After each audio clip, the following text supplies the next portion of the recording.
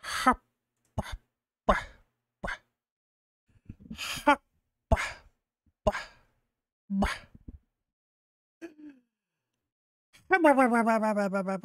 ba.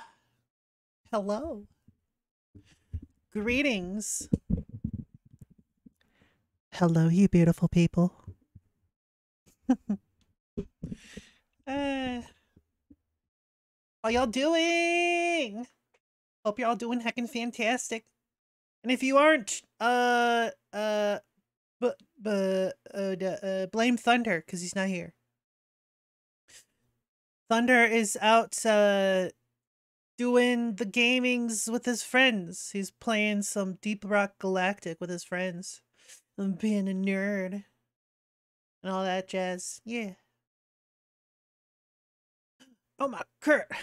Look at those head pats. Hell yeah. I love me some head pats. Yeah. Pay your taxes.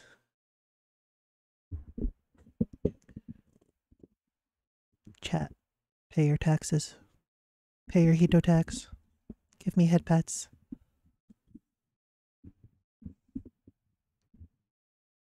Thunder was cute on Lucy's stream. That's true. That's true. I'm still adjusting my mic arm for like a good position.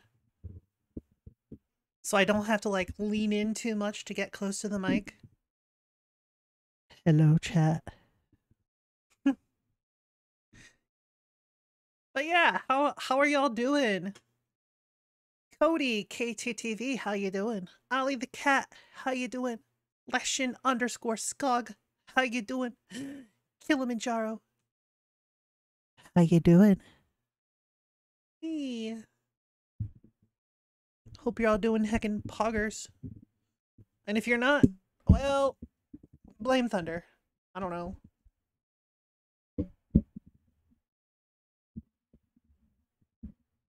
Just woke up, have to get ready for work here soon. Oof. That's an oof from me, bruv. But on the bright side, you woke up. That's pretty good. That's pretty nice. Not everyone wakes up, and it kind of sucks. Oh, don't worry, Ollie. I already got rid of that.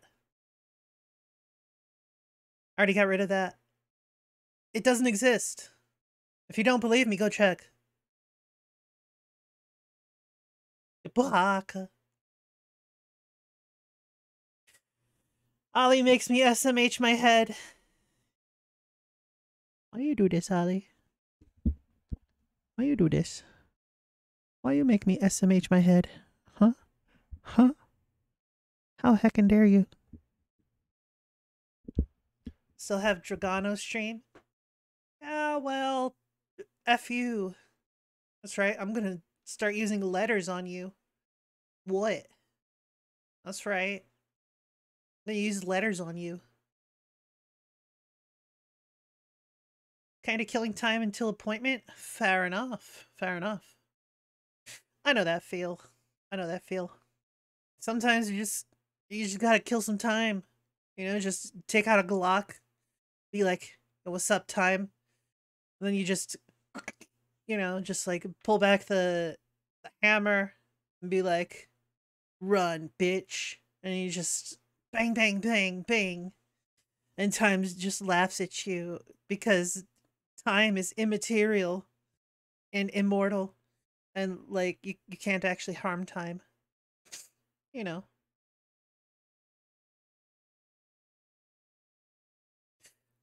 Can't spell anyways. I mean, if you really want to learn how to spell, become a wizard. Get it? Comedy. Comedy's nuts. I'm funny. I am a funny bish. That's right. That's right. Yeah, what's up? Oh man. The other day I was on Leshin's stream and I think that was Wednesday. Yeah. And oh, the puns. I got so many puns that day and it was glorious. Leshin was just like losing his shit. Like, one pun makes them laugh, one pun makes them groan, another makes them cringe. Another one is just like facepalm because it's just so bad. Oh, it was great. Ah, good stuff. Oh my god, a Hito stream? Yes, it is. How you doing, Priximus? How are you? How are you? Still recovering from the puns? Look, okay? Get got. Baka. Baka.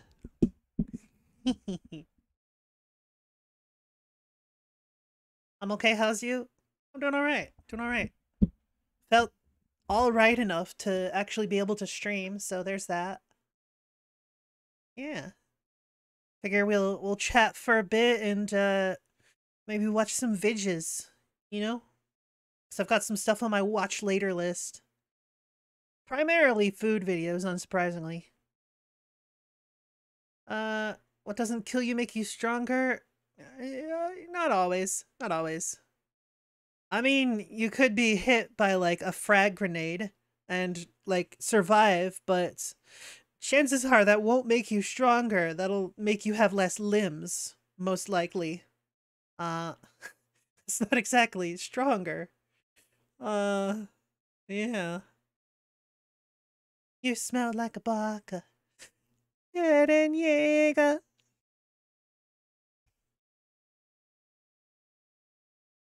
Yeah.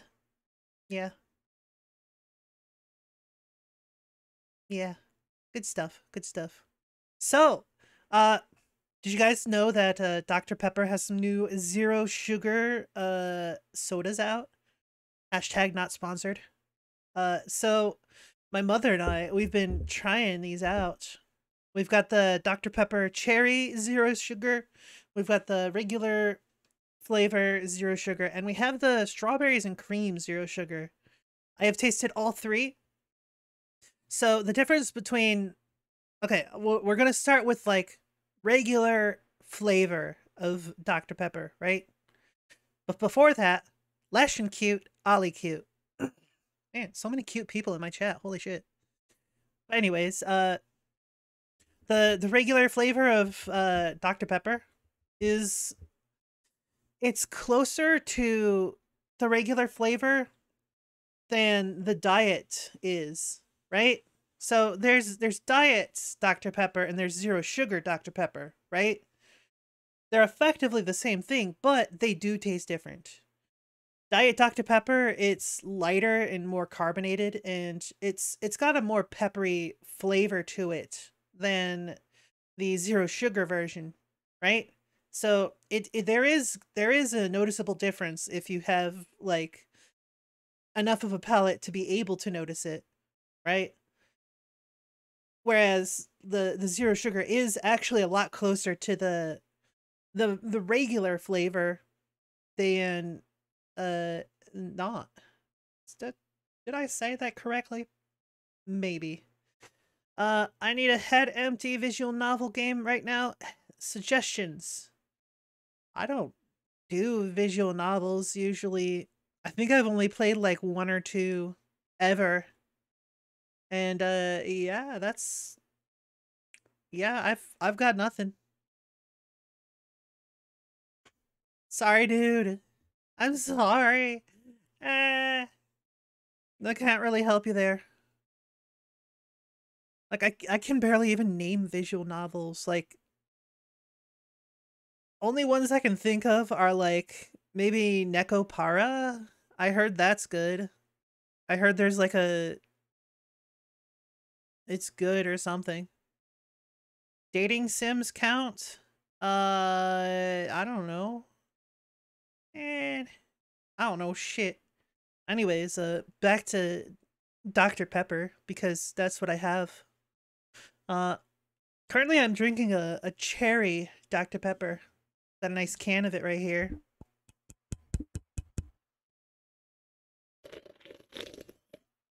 Mm. Unsurprisingly, it tastes like Dr. Pepper, but with cherry, like added cherry flavor, and it's quite tasty. On the other hand, we have the strawberries and cream Dr. Pepper. Okay, so I have a slight issue with this. I feel like they departed too much from the regular Dr. Pepper flavor, and they put too much cream in it. Definitely too much cream in it. If it was like just Dr. Pepper with the hint of strawberry, that'd probably be good. Like a nice strawberry Dr. Pepper. And maybe a little bit of cream. But they went whole hog on the cream flavor. So it's not great. It's not great. I'll still drink it because I don't want it to go to waste. But it's not great. Not a big fan. Like if I were to rate it like out of 10, all right. If I were to rate it out of 10, like a 10 being Dr. Pepper's like regular flavor, and like I would put cherry zero sugar Dr. Pepper at about I'd put it at an 8. And for the zero sugar Dr. Pepper, no extra flavors, that'd be a 9. The strawberries and cream, that would be probably a 4 or 5. Let's go 4.5. It's not good. It's just not good. They didn't do a good job with it, in my opinion. I know that there's one more flavor that I haven't tried. I think it's just like I don't know. I don't know actually. What was it? What was it? I think it's just Dr. Pepper with cream soda. Yeah. Dr. Pepper and cream soda mix. I haven't tried that one, but I feel like it wouldn't be very good. Don't get me wrong, I like cream soda to some extent, but adding Dr. Pepper to that's probably not great. I feel like it would be a lot better if you did like a root beer with cream soda, like just combine the two, because that's basically a root beer float flavor, right? The idea of a root beer float is you got this nice big mug of root beer, and you put a scoop of vanilla ice cream on top. That's literally all it is. That's a root beer float. And it gives this nice creamy flavor to the root beer, and it's pretty heckin' delicious. But I don't know if you haven't noticed, but Dr. Pepper is not root beer. It is not root beer. Not even close. So I feel like a Dr. Pepper cream soda would not be great. Root beer float different from cream soda? Well, yeah, but the idea of cream soda is that it's got a nice vanilla flavor to it. It's got a creamy texture, creamy sort of taste. Ooh, I just had an idea. What if instead of just a cream soda, what if it was like buttercream? Oh, a nice buttercream. Ooh, I think that'd be good. I think that'd be really good. A nice buttercream soda. I think that'd be fucking delicious.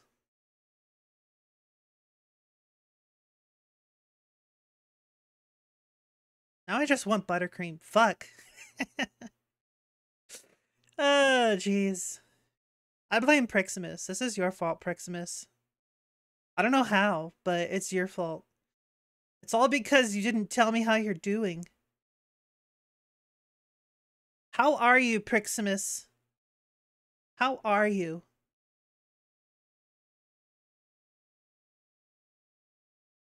Okay, Priximus is dead. There's no response. Oh, no, there he is. I'm tired. You're tired? Well, maybe maybe you should take those tires off and like replace them, or like, I don't know, just chill, I guess. Yeah, I don't know, man. Like Zoink Scoob. Blah. Blah indeed. So that's good letters. If I chill anymore, I'll fall asleep. Oh. Fair. I mean, you've got like a few hours till sleep time, right? You usually go to bed in around like 3 to 4 hours from now. I think. Something like that. That sounds about right. Yeah. That's what I thought. Sleep good, sleep now. I mean, if they sleep now, then that's basically just going to turn into a nap and they'll be up way too long. Which I've done way too many times before. Way too many times. Not proud of it. Not proud at all. It's a good way to screw up your sleep schedule. That's for damn sure. Meow. Be social versus sleep. Well, that's a hard one. Generally, I'll choose sleep over being social. Because, like, being social is difficult for me most of the time, you know? Because that, social anxiety. Give Ollie warmth so they know sick. Ollie, you get sick so much. Why are you getting sick so often? Stop getting sick. Jeez, I swear, every other week you are sick. Stop it. Get some help. Jeez. My goodness. What? We have a purr redeem. Alright, hold on. Get ready for the soothing sounds of Hito purring.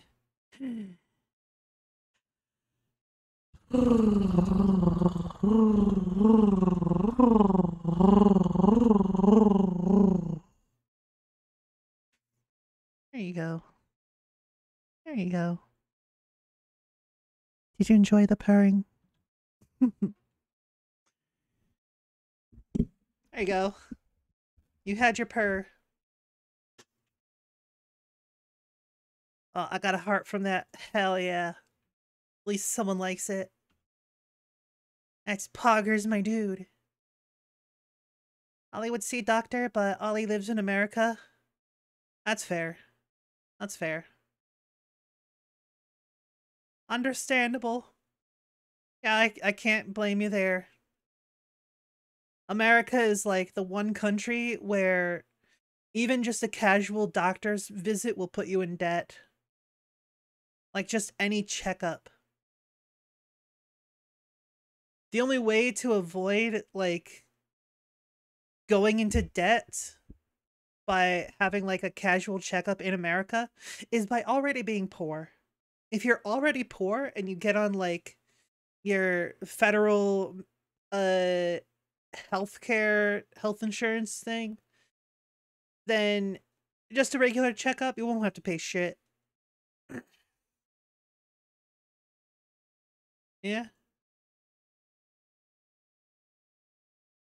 Imagine living in Yankee Land. I don't have to imagine, I already do. I live in the same state that had that train derailment recently. Y'all hear about this? So on February 3rd, there was this big train derailment, and they were carrying quite a lot of chemicals, right? And those chemicals, when they burst out of their containment, like an SCP, they basically poisoned the land. Not just the land, but also the air, because that shit caught on fire and went into the sky, and now we have acid rain. Good times. Good times. Nita lives in the mystical land of Ohio? Yeah. Yeah. Yeah. It does explain a lot.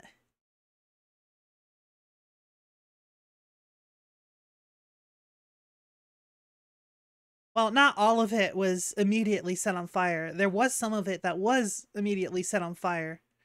But because of the sheer amount of the spill, uh they were like, "You know what? Let's just set the rest of it on fire. Let's burn this shit off." Yeah, that turns out to have not been a good decision because what what was in it was vinyl chloride, I believe. And when that stuff gets burned, it turns into hydrochloride.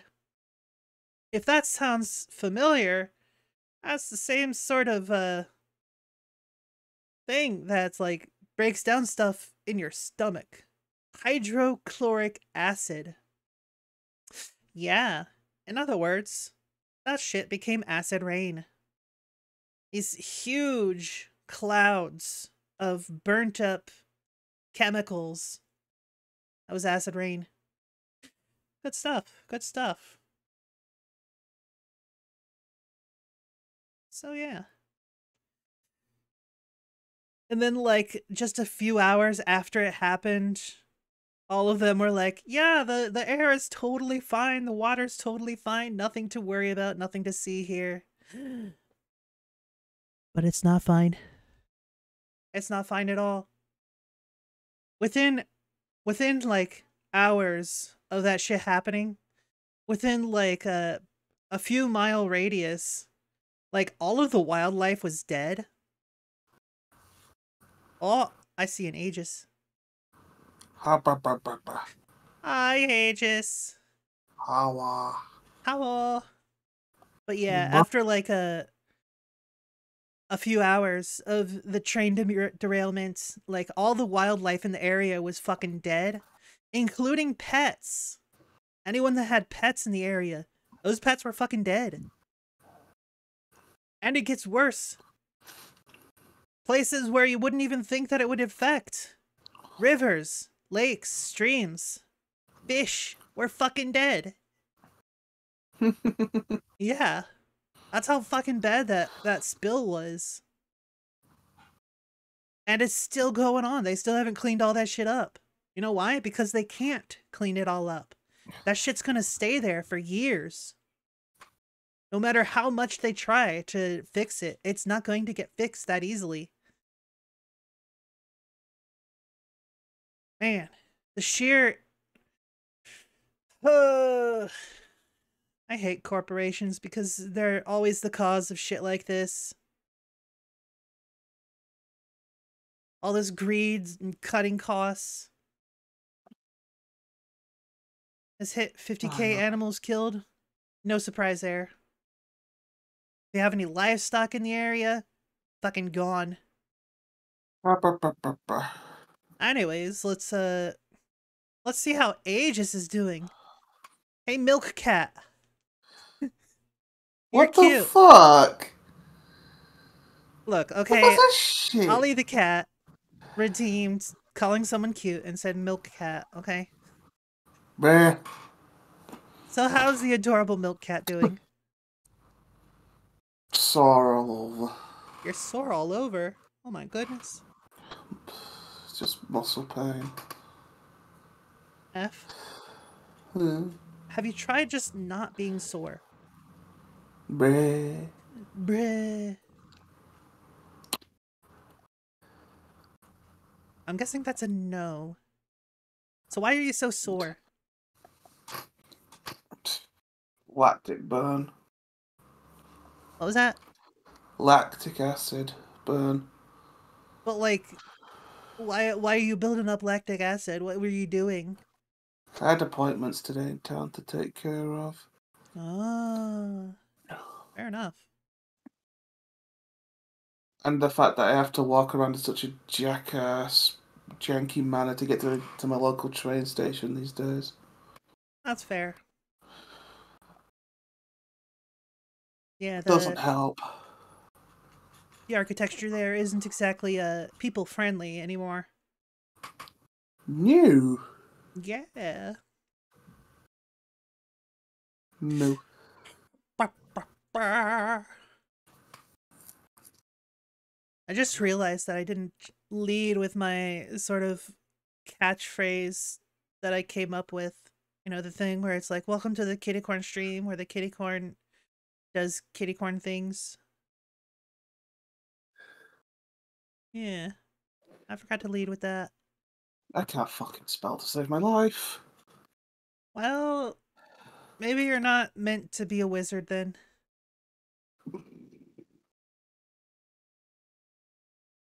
Do you get it?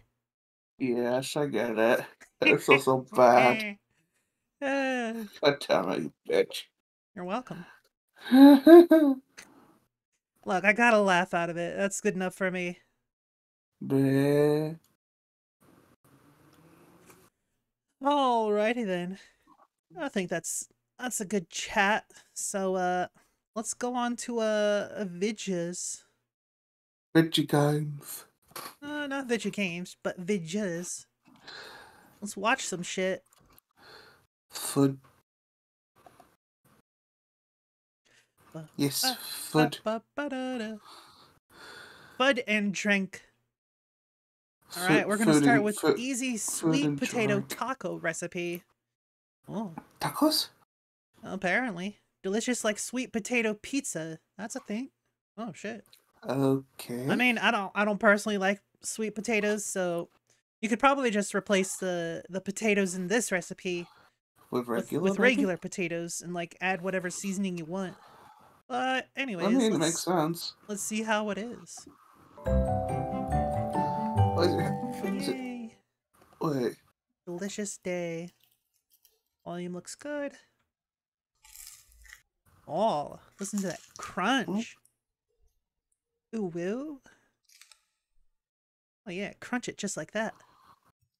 Fajito Aegis is a sweet potato? I mean, he is pretty sweet. Ooh, red pepper. Good stuff. Bell peppers are really nice. Yellow I love pepper. bell. Nice. I love bell pepper. Same. Especially when you put it in a freshly made salad. Oh. Fair enough. I like Just mine like, in stir fry the most. yeah, that's fair. Potato. Potato. I'm wrapping like a banana. Banana. You may have noticed by this, but it's not the same type of sweet potatoes that we get in the States. We get like these really brown ones. We don't have the ones that are purple on the outside. I believe the ones that are in this might be yams. I think that's what they call them here. No, Maybe. I don't think so. Look, I don't know shit about sweet potatoes, okay? I don't really like them all that much. They're too sweet. I like potato, but I prefer my potato to be savory rather than sweet. Glazed sweet potatoes with brown sugar. Yeah, how about no? That's just a random recipe that just came up. Well, that's something that people actually make. Oh. Yeah. That's weird. People are like, hey, these sweet potatoes, yeah, let's make them even sweeter. Here in my state, I only know about this because my aunts would make these. There's this sweet potato casserole, which is like you have a layer of green beans and then a layer of sweet potatoes, and on top of that is like this brown sugar crust because it's baked. Well, that was short. Yeah, this one's really short, like 3 minutes long. Looks good It's a though. very simple recipe. It does look It pretty kind tasty, of but reminds me of not a fan of veggie sweet potatoes. burgers. Sorry, was that? Reminds me of veggie burgers. Oh, I'm gonna be having burgers later. Not veggie burgers, but burgers. Burger. Burger. So it might Burger. surprise you to find out that one of the questions I get so often is, "Hey Greg, what's the worst thing Are you gonna ever play this drank all through, Hida? since I've drank?" It's 42 minutes. Yeah, but like it's a lot of content that we can like react to. Yeah, just making sure. Just Worst drinks he's ever made. I don't know if this is like a compilation. Maybe. No, it looks like he just recreated them for the video. I don't know, man.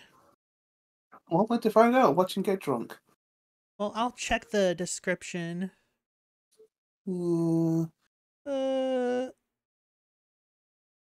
Huh? I have no idea what any of those drinks are. List of 10 worst thing drink. Oh yeah, it is a comp. Look, you can see it's got the video links next to the sections. Oh. So it's like a short, brief overview of what he's done in the episodes, I guess. I see. Well, it's up to you. You're in control. Let's see if any of these look like something I actually want to check out then. Infected Whitehead, Malibu Pineapple, Old Fashioned, Comfort Old Fashioned, Eldermancy, Healthy Coke. That sounds funny. That sounds contradictory as fuck. Let's check that one out. So let me get this straight. You're telling me that if I put together, supposedly, balsamic vinegar and any flavored seltzer, particularly LaCroix. Is it LaCroix or LaCroix? LaCroix. LaCroix. If I put any LaCroix in with my balsamic vinegar, I always call it LaCroix because it's gonna that's taste how like it's what now? spelled. Coca-Cola. So I'm gonna put some balsamic vinegar in here. That's not gonna taste like Coke. And now I can just add any flavored. We got Pamplemousse. This Sanzo Lychee. This is bad. This goes to Pamplemousse. Don't and let me do tell you this. right now, from Why where are I'm you doing standing, this? all I can smell is vinegar. So how the hell this is gonna taste like Coca-Cola? So the problem with using balsamic vinegar as anything for a drink is that balsamic vinegar it's very sweet and it's got a specific texture to it, like a sort of a very light syrupy texture to it because it's so sweet. Because of like the I guess sugar in it. Does that make sense? I think so. I don't know.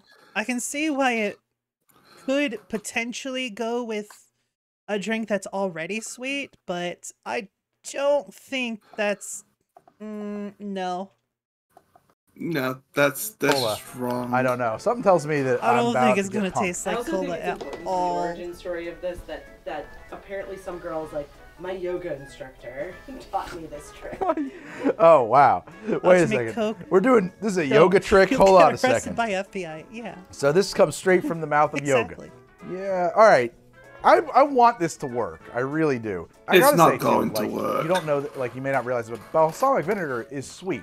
So it is one of I've the seen craziest the things I've ever ingredients heard. to make but it's also a cola flavored syrup. It possibly And holy shit, working out. We're it's a going with lot the more than grapefruit. just I have a balsamic feeling that's vinegar. our winner. And we'll just And finish that's our pour seltzer. up here. I mean, that looks like Coca-Cola. It Seltzer fizzes water, like whatever it's Coca-Cola. called. Coca-Cola does have like a really specific like Oh my fizz, goodness. and that nails it. I mean, like that is visually speaking, even the way like the little bubbles they were. I don't know if they are Just anymore, because but it they're clinging looks to the like metal. something doesn't Everything mean about it'll it is taste behaving like it. visually like You know what Coca-Cola. it looks absolutely like? the Cough spitting image. syrup. And I would say that if you wanted to prank somebody, I think this could be a great prank. I mean, to a lot serve of them people this say as a that glass of Coca-Cola. root beer I am tastes assuming like that this is about to taste cough syrup. absolutely nothing like a Coca-Cola. That's not to say that it won't be good, because the idea Generally, it's of people that come from balsamic vinegar soda, that doesn't Europe. sound bad. And I bet if you called it something, I mean, you might even be Trying able to root sell beer that. for That the doesn't- first you know what I'm time. saying? Like, that's not crazy. But that it's going to taste like Coke, that's crazy. Anyway, let's find Oh out. no. No! Yeah. I've been punked. No! In a million years, that doesn't taste like a Coca-Cola. Oof. No. Oh, God. It's vinegar. It's a glass of vinegar. It's not even in the same universe as Coca-Cola. I mean, fucked up. if I you should have just really, played it like it really totally like does and vinegar, make you- you'll probably We have a like can it. of Coke back here for comparison. I don't need to open it. It tastes like acidic, burning vinegar. Now, I am curious, like, what if we sweeten the shit out of it? Like, just out of curiosity. No. The purpose was to drink something Oh, that had no no. sugar or whatever. Well, it's not Oh, no no. sugar. It's probably No, 3 please grams of don't. sugar, You're so not wasting much. your liquids. But like 3 grams per tablespoon? What? So this is pure sugar, is what that tells me. 3 grams of sugar per tablespoon? That's nuts. So, I mean, like, but yeah, obviously, if we add sugar to this, we're going to defeat the purpose. A lot of ketchup has more than that. Thing. It's better. It's still vinegar. Nowhere near Coke. It's strongly vinegar. I'm not going to lie. I don't hate it.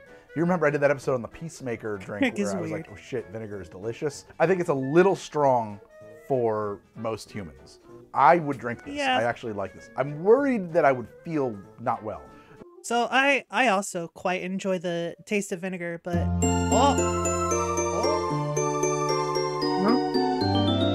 elevator door. Yeah, hyper. You fucking what? You fucking what, Doris? You fucking what? Elevator doors, thank you for your 33 months. Holy shit, you are 3 months away from 3 years. Oh. Fuck. That's a long time. God damn, that's a long time. But thank you for your resubscription. And it's a 33-month streak even. You've been subscribed 33 months in a row. I'm sorry. Do you realize just how much money you have wasted on me? That's $165 thus far, just on subs. God damn. But thank you, I do appreciate it. Even if you are very stimky. Elder Doors, yeah. Yeah. Doors is an oldie.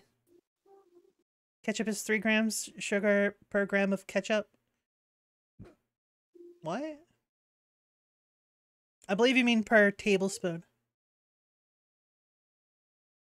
There's a lot of stuff that's a lot of sugar per tablespoon. Holy shit. So I've got this gochujang spicy barbecue sauce that I've just got like on my desk at all times because what if I want a barbecue flavor, right? Problem is, it is filled to the brim with sugars, right? So for a 2 tablespoon serving of this, it has 19 grams of sugar. That's for 2 tablespoons. That means it's like 9.5 grams of sugar for 1 tablespoon. Holy shit. That was a lot of sugar. It's no wonder I don't usually have this. This would be good on chicken, though. Definitely. Ugh. Meow.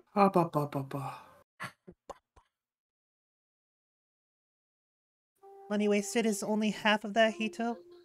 Wasted, yes, I have dismissed these claims. Money to Hito isn't wasted. I meant what I said. That's fine, you're allowed to be wrong. I do appreciate it, even though it is a waste. But yeah, like I was saying before I was interrupted by the sub. The subby sub that subbed. I do also quite enjoy vinegar. The ones that I enjoy the most are red wine vinegar and balsamic vinegar. I tend to like balsamic vinegar for salads the most. Like I will mix it with Italian dressing because Italian dressing in and of itself isn't good enough for me anymore. Like it's good, don't get me wrong, but it's not enough. It doesn't have enough flavor to it, I guess. So I'll put in the Italian dressing and a nice splash of balsamic vinegar. And holy shit, so tasty. So tasty. Whereas for red wine vinegar, I like to use that as sort of like a dip for subs and sandwiches, depending on what they are. Like a nice Italian sub dipped in some red wine vinegar. Oh, it's some good stuff. It is some good stuff. highly recommend. Just got to make sure that you get the right ratio of red wine vinegar, because if you just like stick your sandwich in the vinegar and like soak it, the bread will just get really soggy, and all you will be tasting is the vinegar. So what you should do is like just a nice quick dip, right? Just like dab it, like a nice quick dab, just like maybe half a second at most. It'll absorb a good bit of the red wine vinegar, and like not too much though. You'll still have the nice chew of the bread. You'll still have all the good flavors, and it won't be too soggy. I must admit, I do like putting balsamic on top of a sandwich that has like red onion on it, because the crunch and the sweetness go well together. Yeah, it does indeed. Another good thing to do with a balsamic vinegar is if you have fresh mozzarella, a nice slice of thick tomato, drizzle on some balsamic vinegar, just eat it like that. It is gorgeous. Don't need any bread. Just, again, a nice thick slice of fresh mozzarella, a nice thick slice of tomato, and just drizzle on some balsamic vinegar. Oh, so good. I've heard balsamic and Spam go well together. I haven't tried balsamic with Spam, but I could see that working, yeah. Because Spam is very salty. And balsamic vinegar is very sweet. I could see it working. Yeah. Yeah. Anyways. Like that I would give me really bad heartburn or something if I finish it, but I find it tasty. But also, in absolutely no way does it taste like Coca-Cola. Sweetening it does make it kind of interesting though, I'm not gonna lie. The one flaw about salad dressings is that you can't drink them in public. People just don't appreciate that kind of thing. I mean, I'll be right back with some more drinking dressing, maybe. I actually don't even know what's coming up like, next. Don't this drink one it they from call a the dressing tapeworm bottle. shot. Drink it from like this is called a tapeworm. Very similar, I would say, to the Whitehead shot in many ways. Equal parts Tabasco and vodka with a real lengthy squeeze of mayonnaise. Tapeworm shot? Squeeze. Oh no! No, that one has mayonnaise. No. No, get it off. Get it off. Get it off. No. Ew. I don't want to drink mayonnaise. My brother was once dead to put mayonnaise, ketchup, and mustard and vodka, and he drank it without abandon. Mayo, ketchup, and mustard is the base to a burger sauce. Yeah, but in vodka. Yeah, no, that's how to make yourself sick. How to be sick. Okay, let's just. Do you know what that shot reminds me of spaghetti. So if you've been a longer time viewer of Pro Home Cooks, you know that I am pretty obsessed with fermentation. But you've also probably noticed that there hasn't been much fermentation content on this channel over the last year or two. And the reason for that is because fermentation takes time, which I don't have much of these days. But if we are trying to maintain a balanced diet, it is essential to eat fermented foods as a piece of that puzzle. And I just refuse to let them go away forever. So my goal was to start bringing back some fermentation projects one by one, just very slowly. And when you're building any habit, it's all about taking baby steps, not going from zero to marathon overnight. So today we are going to be covering the 4 easiest possible fermentation projects that can get me back in the game and hopefully give all of you a little more inspiration to start fermenting more food at home. All right, first up, look at this stuff. It's incredible. Fermented garlic honey here. And on a scale of easy fermenting projects to like delicious results, fermented garlic honey is straight off the charts. So if you're new to fermentation and you just want a really fun and simple project that's gonna flavor blast your home cooking, fermented honey garlic for the win. And this recipe is so easy because it only requires 2 ingredients, honey and garlic, with a little bit of prep time. So the first thing I'm gonna do is peel a bunch of garlic, and I'm gonna be using 2 full heads of garlic for a 12-ounce jar. Now most people know this peeling trick. trick at this point, and I really only call on it for moments like this when I'm peeling a bunch of garlic. But if you break up all those cloves, pop them in between 2 metal bowls, and just give them a big old shakety, the garlic skin will release off the clove, and then all you have to do is peel it off, and you're left with a bunch of peeled fresh garlic. Now I'll add all of those cloves to a clean 12-ounce mason jar. And the second ingredient, of course, is honey, which actually came from my neighbor's yard who has a few hives, and she sells this incredible fresh honey. So I picked up a few jars specifically for this fermentation project. And this will work with any honey, but if you can find some raw honey, you're gonna have more of that natural bacteria presence, which is gonna help in the fermentation process. And I'm using just enough honey to fill the jar close to the top, leaving just a little bit of headspace. Then I'll pop on the lid, and the process of fermentation is pretty simple. You're just gonna place it in an area that's away from the sun. You don't wanna expose it to natural sunlight. And in the first few days, those garlic cloves will float to the top. So every day you just wanna give it a turn over to make sure they get a nice coating of honey and they're not exposed to oxygen for too long. And like most lacto-fermented foods, the best sign of fermentation are those little air bubbles, which is the CO2 being released from the fermentation process, which after just a few days you should start seeing. And I'll just keep turning the honey every day, and you'll see after about 4 or 5 days, the honey's actually gonna transform from a super viscous substance to more of a thinned out liquidy substance, which is a good sign. And when you open the top, you should get a little gas pressure release as well from that CO2 buildup. And now this has been fermenting for maybe 3 weeks now. Let's give it a little try.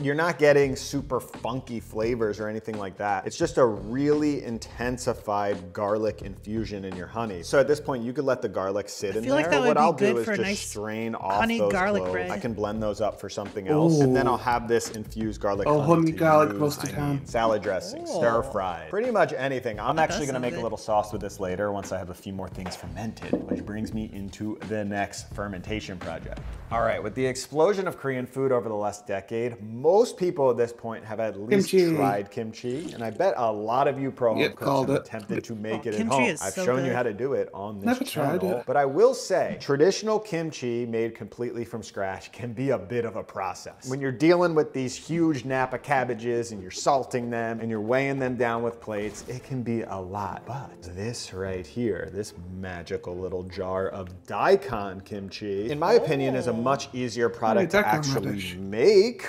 but it's just as good. Not to mention, I did have a bunch of daikon radish in the garden that I had to preserve and ferment for the winter. So the first thing I did was wash off my daikon radish, and these are much smaller than a traditional radish. If you're buying them in the store, they're gonna be 2 to 3 times as big, or you can use actual Korean radishes, which are like 5 times as big. And I'm just gonna remove any of the brown spots or any wilting to the exterior. But since these are organic, it's totally fine to leave on any of that healthy skin, which will just add some more flavor and nutrients. Next, I'm gonna chop them up into little bite-sized pieces. And the size doesn't really matter so much as far as the fermentation goes. It's really just dependent on how you want that final condiment good news for you guys. Out. But once that water is released, they will shrink in size, probably 30%. And then I'll just pop them in a bowl. And a lot of recipes will tell you to salt them at this point, but in my personal opinion, since these are coming from my garden, I want that water staying in this jar because it is supercharged from the growing process. Everything is filtered out through the roots and the soil, and it's packed with nutrients. So I'm just gonna salt the actual kimchi dressing that goes on top of the daikon, which we're gonna make right now. So I got out a blender, and every kimchi needs some type of sweetness to help with the fermentation. In my case, I'm gonna add a nice chunk of Asian pear. I just peeled the skin off of that, but you can always just add in extra sugar if you don't have pear. Then I added some green onion. I peeled up some ginger, added that to the mix, a few cloves of garlic, and the most essential ingredient is the gochujang, which is the traditional Korean chili found in all spicy kimchis. But you can always make a white kimchi, which is just a non-spicy kimchi if that's your preference. And then finally, I added a good bit of salt and just blended that up until it was a paste. And I added that to the daikon and just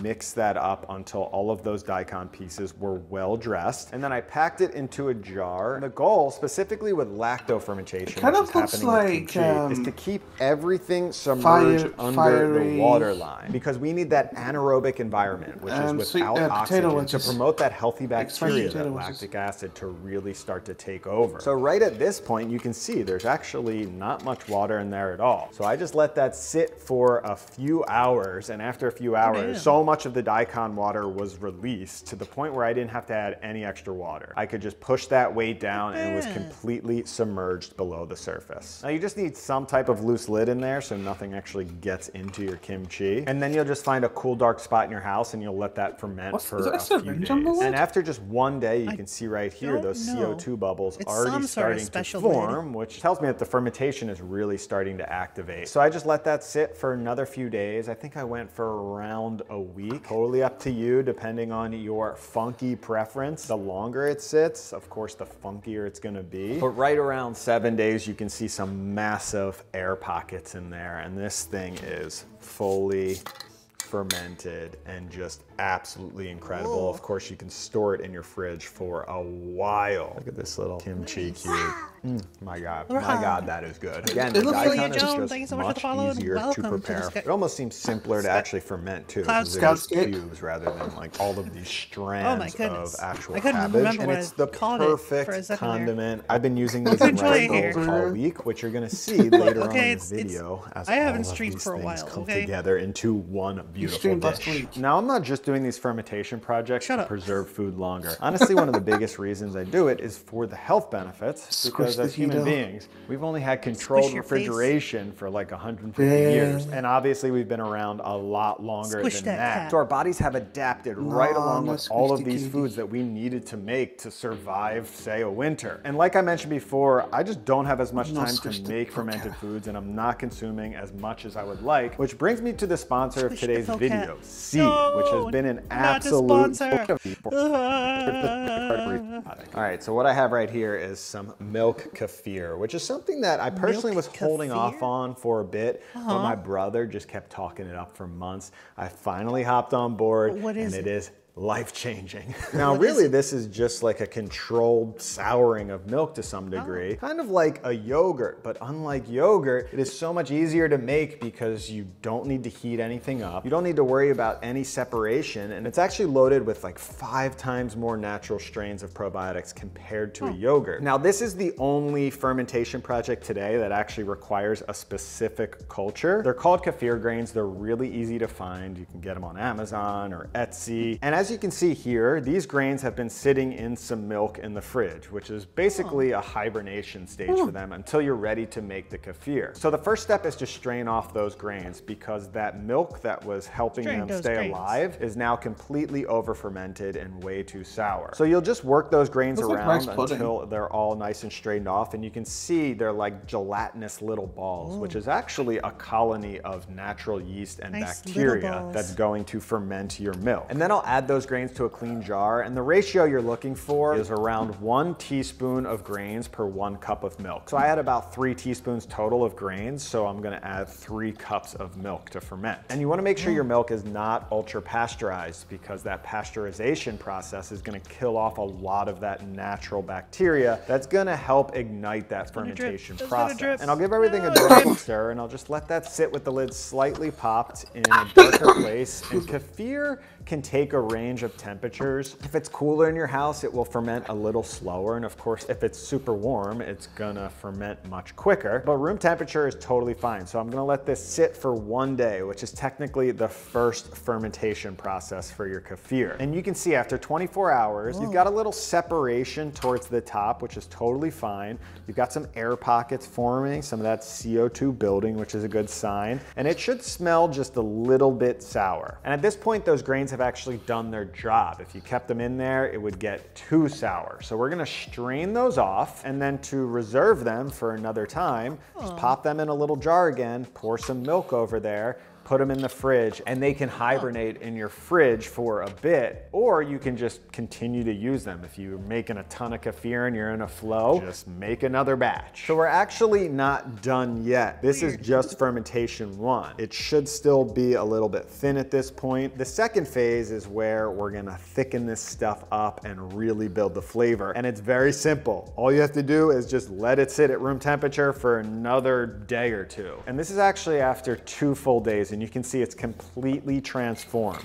You've got all of those little micro bubbles in there from that fermentation. It's pretty much doubled in size. And look at the thickness on this. This is like a drinkable yogurt at this point. And just like an unsweetened yogurt, you've got a lot of potential there, but of course mixing it with some type of sweetener is gonna take it to a whole new level. So you saw in the last video when I was meal prepping, I used this in pretty much every single smoothie that I made, because the combination when you mix this with just a little bit of fruit, to be honest, is unbelievable. It really mixes with such a nice flavor. So that's been my major use for milk kefir, but it has totally been a game changer at home for me. Let me know in the comments if you are someone that ferments milk kefir at home, and if you have any fun suggestions on how to use it, because I imagine myself continuing to make kefir for a very long time.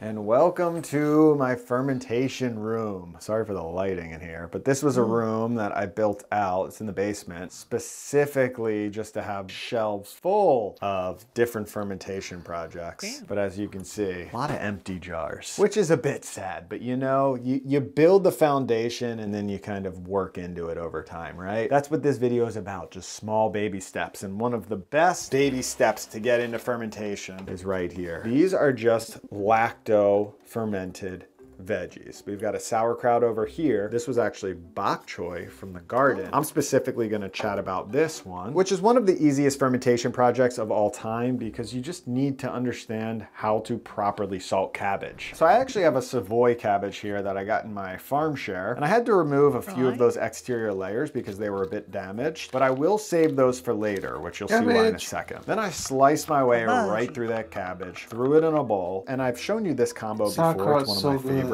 I had some fresh carrot from the garden, so I just took the skin off the carrot and then peeled that carrot right into the cabbage in just these really thin strips. And then finally, I had a little piece of ginger left over from the kimchi, so I microplaned that right into the bowl for a little hit of extra flavor. And just a note, when aromatics are fermented, they intensify a lot. So if you use some garlic or ginger, you don't need much to flavor whatever you're making. So first, I'll find the weight of my veggies, and I'm going with 2.5% salt ratio. So I'll multiply that by 0.025 to get around 11 grams of salt. So I added that to the veggies and just started working that in, which is going to help break down and start to release the water from that cabbage, which, like you've seen in all of these recipes today, we need that water for an anaerobic environment. So what I like doing is stuffing all of that cabbage and carrot into a jar, and then I'll pop on a clean leaf that I had reserved, which will make sure that none of those little cabbage leaves float to the top and cause any type of molding on the top of your water level. And I let this sit for a few hours just to see where the water would actually balance out. And I did need just a few extra tablespoons of water to make sure everything was submerged. And this right here is my cool dark space where these fermented, which is about 65 degrees in here, perfect for lacto fermentation. And in my opinion, the sweet spot for sauerkraut is like 2 or 3 weeks. That's when you really start building flavors. You can go shorter, but you can also go longer as well. And just one of the best condiments, little sides to have in your fridge for many weeks to months. So 4 fermentation projects, but I did just want to show you a quick little recipe of bringing these things together, which is a rice bowl, because I actually had some pork belly in the freezer, which I defrosted and I chopped up. I seasoned the pork belly, and then I sous vide the pork belly, got it perfectly tender, and with the excess pork liquid and fat that cooked off in the sous vide process, I poured that into a bowl, added that fermented honey garlic,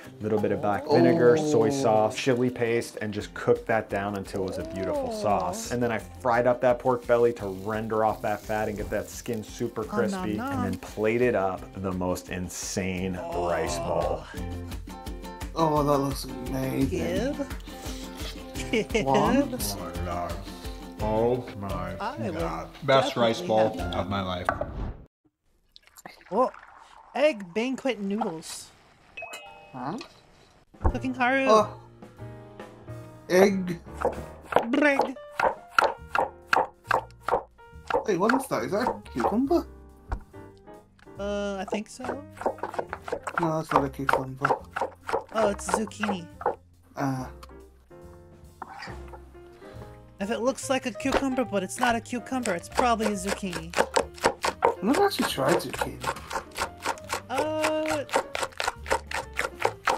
They are quite different from a cucumber in terms of flavor. Oh.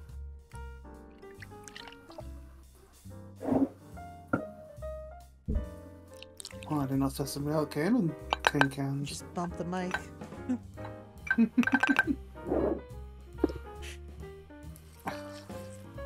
At least now when I bump the mic, it won't fall over. Yeah, I want to find those shakers. They're really nice. Well, then find them. Anchovy and kelp? That's a weird combination. I think it's mostly just to rehydrate them. Nope. Oh, is this a dashi? Yeah, Oh, this yeah, is a dashi.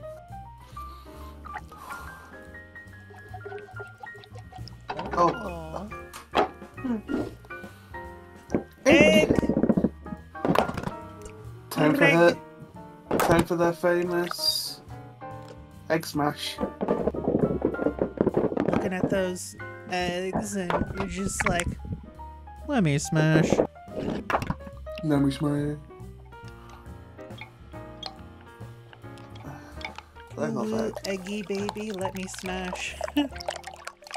Please don't say that again. Ooh, eggy baby, shut up. let me smash.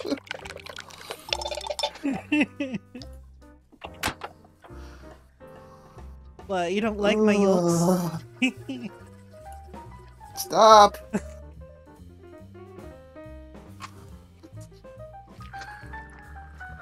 What's wrong, Aegis? Oh. Oh shit! Yo! Well done.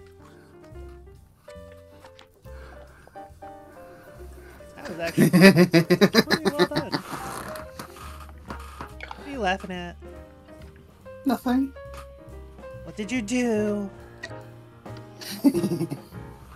Aegis? Did you quote me somewhere?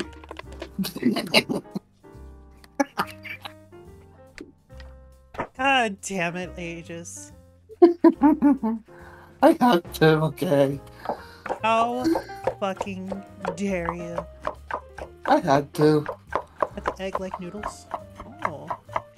Reminds me of tamagoyaki. Oh, well, you remind me of a bitch. Takes one to know one. Wow. You're right. You're right. You're right. Ooh, sesame oil. Very nice. That looks like bean sprouts. No, it's zucchini. I know, no, I mean like the shape reminds me of bean sprouts. No, it's zucchini. In noodle time. Whoa. Very thin wheat noodles. When it boils, I thought those were cold water, and what the fuck? Huh? Oh, maybe it's to keep the shape, maybe? And I don't fucking know. Wash it in cold water several times. Starch reduction, I guess. I guess. Drain the water. Don't know why though. Put the noodles in the bowl. Oh, is it? Oh, this is cold. This is a cold dish. That's why. Oh, that would explain it. That makes more sense now. Add the zucchini. Zucchini. 1 tablespoon of spicy sauce. Oh, green onion. Look at that presentation. It looks delicious. Oh, and there's the broth. Oh, shit. So wait, if you're gonna pour hot broth on cold noodles, that doesn't make sense. I don't know, man. Whatever. Oh, I think I know what it is. What? I think the reason why they put the noodles in the cold water is to make sure that it doesn't cook anymore. Because if you just drain the noodles, it'll still plump up, right? Yeah, I see. They want them to remain thin. Yeah. It's okay, to retain the level of plumpness and consistency and all that jazz. And probably also to reduce some of the starch. Because if you pour that broth in and it looks cloudy, it's probably a lot less appetizing. Right? That makes sense. Oh, it does look delicious. Good to eat with kimchi? Hell yeah. Oh. It's time. Oh. That didn't end well, did it? Squish! Survivor. Oh my god, I survived. You can tell that was played In our last healthy backwards. video, I made the promise that I was going to get shredded by July 4th, and we're still on. But I gotta make a gourmet burrito bowl for this price. That is but cheaper. A gourmet burrito bowl. Holy shit. Oh. All that for under $3? What the fuck?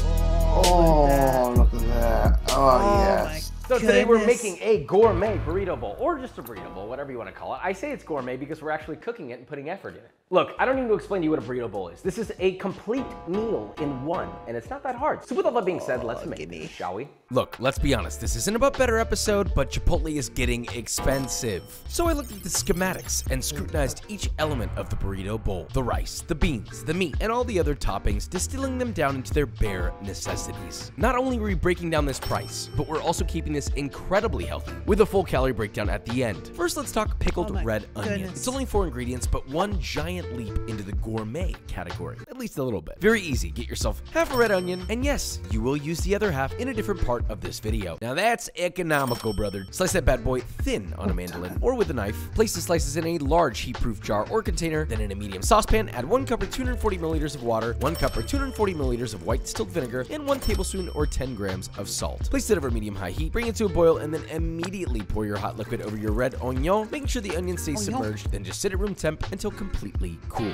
They will turn pink, and it's kind of cute. Moving on, rice. You can make me say it again. 3 cups or 600 grams of white rice, and yes, you're gonna rinse your rice of its starch until the water runs clear. Then you're gonna pop it in a rice cooker. I know it's a bit cheaper, and you might not have a rice cooker, but listen, at some point you gotta prioritize. A car? Nah. A rice cooker? Now you've got it. Anyway, combine that with equal parts rice and water in the rice cooker. Close the lid and turn it on. While that's cooking, on to the next. Chicken. First, in a medium-sized bowl, empty the juice from 1 terminology chipotle peppers in adobo. Please fight the urge to go to the comments and tell me, oh, there's poopy on his hands. Very childish of you, okay? Anyway, remove the peppers from the can, finally chop them and add them to the bowl, along with 2.5 teaspoons or 8 grams of kosher salt. Add 4 cloves of garlic grated. Mix it together until thoroughly combined, and then you'll need 6 boneless and skinless chicken thighs. Look, I know it's not perfectly macro-friendly, but it's permissible, and the calories are right around here per chicken thigh. I'm still on my get shredded adventure, okay? I haven't forgotten. Anyway, pop those into a bowl, toss to go thoroughly, and let it sit for at least 30 minutes in the fridge or up to overnight. Let's knock out these black beans. Normally, I don't use canned, but it's at an easy one and done price point, so you're gonna use a can of black beans. Very sorry about that. Medium-sized pot, set over medium heat, add in just enough vegetable oil, but ideally pan spray if you want to keep those calories low. Add in 1 diced white onion, salt to taste, 1 serrano chili thinly sliced, and 1 Roma tomato rough chopped. Saute that for 2 to 3 minutes or until the onion begins to soften. Add in 1 can of black beans that have been drained. Then add in 1 cup or 240 milliliters of chicken stock, you know, like good chicken stock, none of that wah-wah bullshit. Then season to taste with salt, bring that to a boil, then reduce to low and simmer until the vegetables are softened and the stock is reduced by about 25%. Cut off the heat and finally stir in 4 cloves of finely chopped garlic. Done. The beans come out at around 90 calories per serving. More on that later. Now, we know the chipotle corn relish, and it could be so much better if it wasn't just charred corn relish and instead was charred corn relish.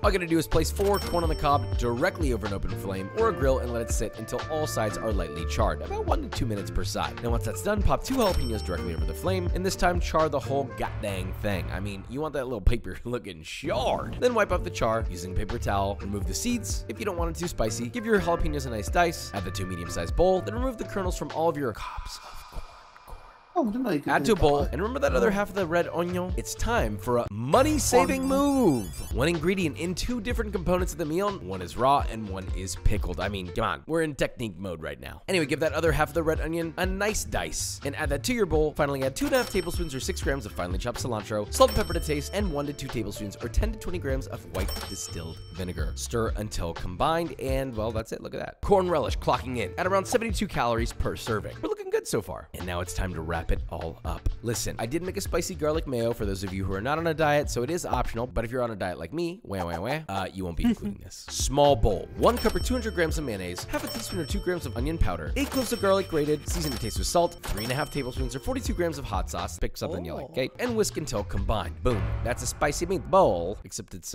mayonnaise. Now, to wrap up your chicken, you'll simply heat up a grill pan or a regular pan or a grill or whatever over medium-high, grease that bad boy up with cooking spray or vegetable oil, and sear your chicken for 2 to 3 minutes per side. Then either lower the heat to medium and continuously flip until your chicken is done, or you can finish it in a 375-degree oven for 15 minutes. But either way, just make sure that internal temperature is 165 degrees Fahrenheit. Chicken coming in at 210 calories per serving, nice and easy. If you want the calories lower, then stick with pan spray when you're searing it. Now, for the rice to be macro-friendly, you just pop it out and you serve it right away. Again, an alternative if you don't give a shit what the calories or the fat or the carbohydrates are, add 2.5 tablespoons or 6 grams of finely chopped cilantro. Then you can add 2 tablespoons or 28 grams of unsalted butter, the zest from 1 lime, and the juice from said same lime that you just zested. Mix together until well incorporated, and that's your rice. Without the butter, you're looking at 105 calories per serving, and I also would like to take this time to argue that white rice is superior to brown rice in every single possible scenario. Don't ask. White rice is better. Now we assemble. Wrong, First actually. off, it's a rice bowl, so put a bowl down. Rice in your bottom. Dice your chicken up, add it to the bowl, followed by your corn relish. Then your pickled red onion, optionally some finely grated Monterey Jack cheese. Again, if it's macro-friendly, you don't add that, brother. Fresh cilantro, since we already have it. Optionally, your spicy mayo. Oh, and don't forget the beans like I did. You know, I get it, they're canned, but they're still worthy of a little bit of love here. And look, it's beautiful, but remember, our price breakdown. Here's what you need for the cilantro rice.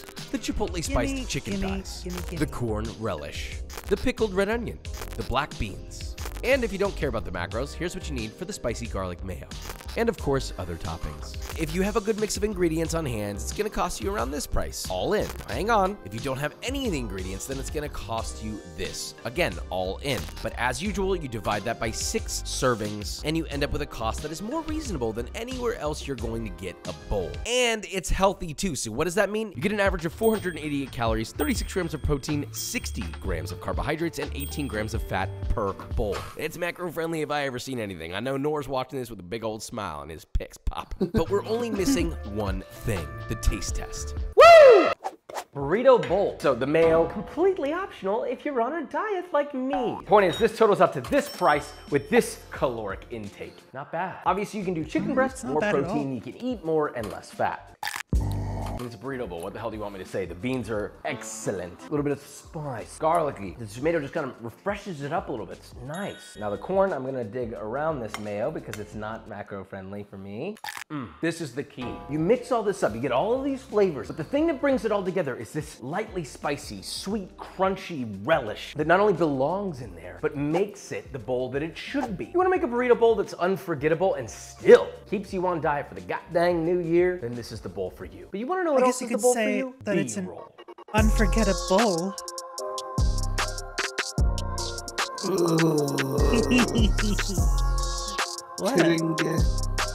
What? What's wrong? Is there a problem? You know that was bad. Oh, great. Let's be honest. Would you expect anything else from me? No, not really. Exactly.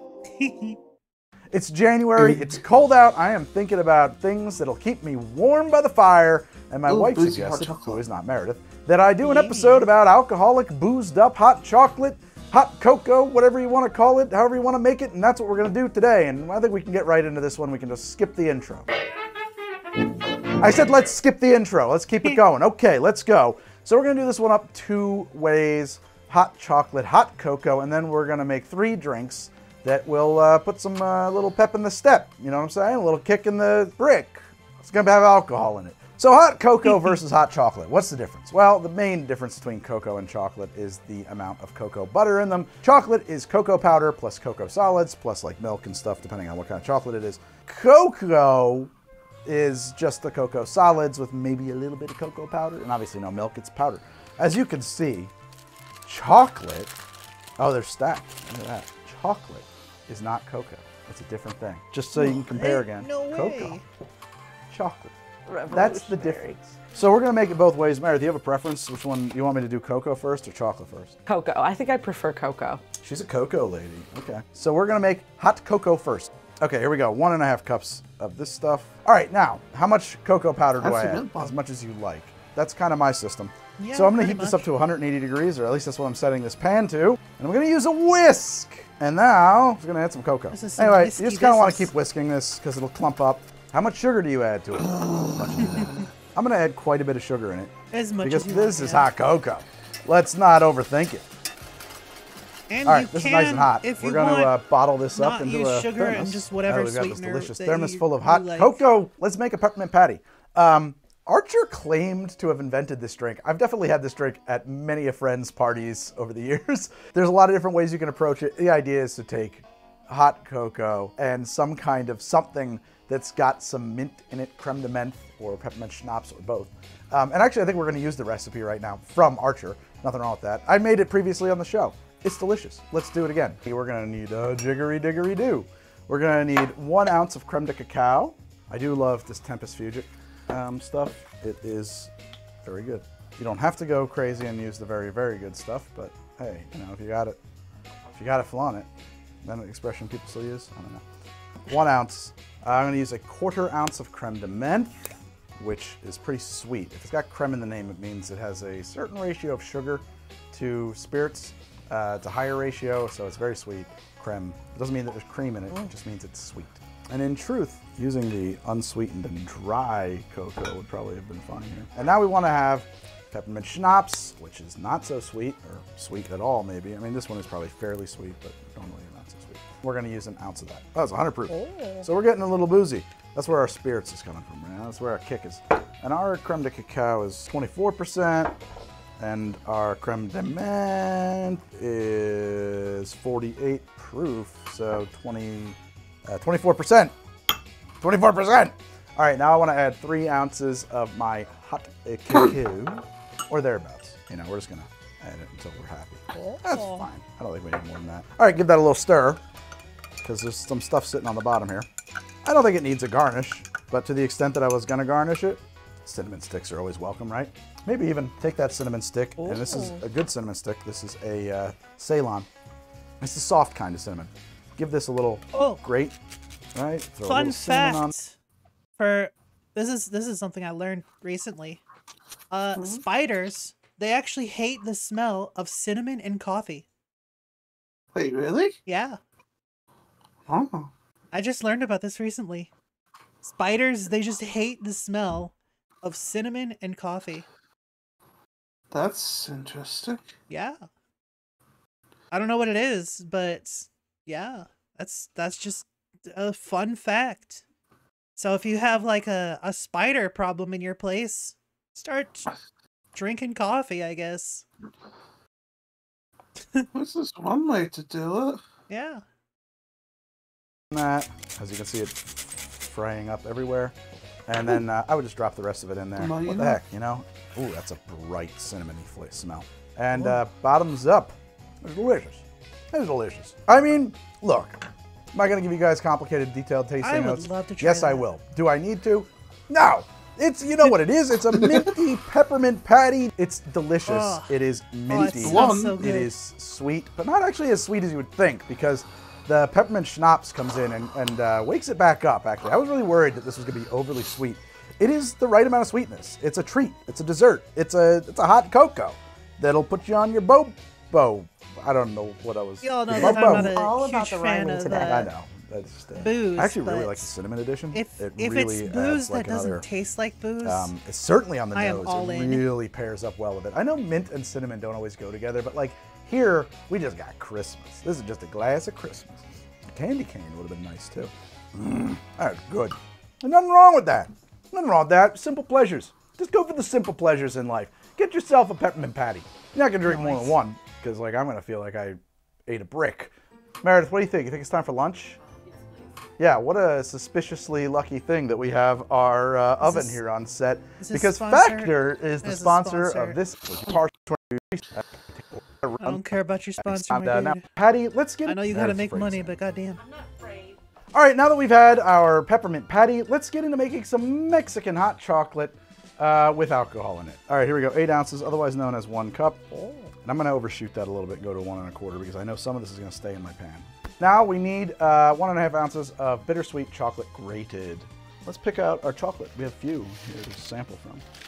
We have Guittard 70, 64, and then this one is 56. 56 is probably. Oh my god, is that an Inertimus 5 head? I think the 70% is going to be much closer to the mark, though. It is the steam. It said bittersweet. That was a very sweet chocolate. It is the steam. I did it! I got a golden ticket! Oh, no. What's up, Stinky? Yeah.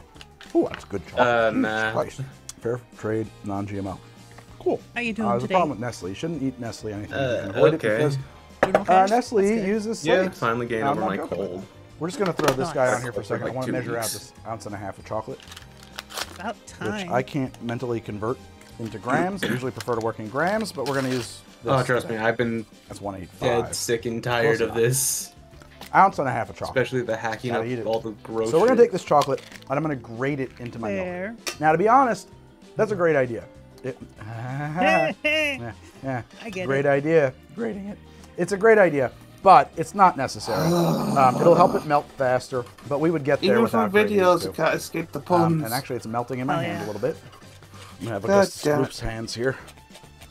All right, you know what? Screw it. I'm just gonna put the rest of this in there. It'll be fine. Okay, that's gonna stand by for a second. Next, I'm gonna need my scale again. I'm gonna make a mix of spices here. We want to get an equal amount of cloves, ginger, dried, an equal amount of nutmeg, an equal amount of cardamom, and then twice as much cinnamon and chili. Okay. That's all I really need to know is the ratios, right? So let's see here. We want that much cloves today. I have ground nutmeg. That's what we're going to use. So he's making Same this amount. spicy. That's about it. We want to have some ground That's ginger. spicy meatball. Right? It's not rocket surgery, guys. We can just kind of wing it, you know? We want some cardamom, about the same amount. Okay, now we need twice as much as we've been doing cinnamon and twice as much as we've been doing chili. We use a chipotle powder. This is like a nice and smoky chili.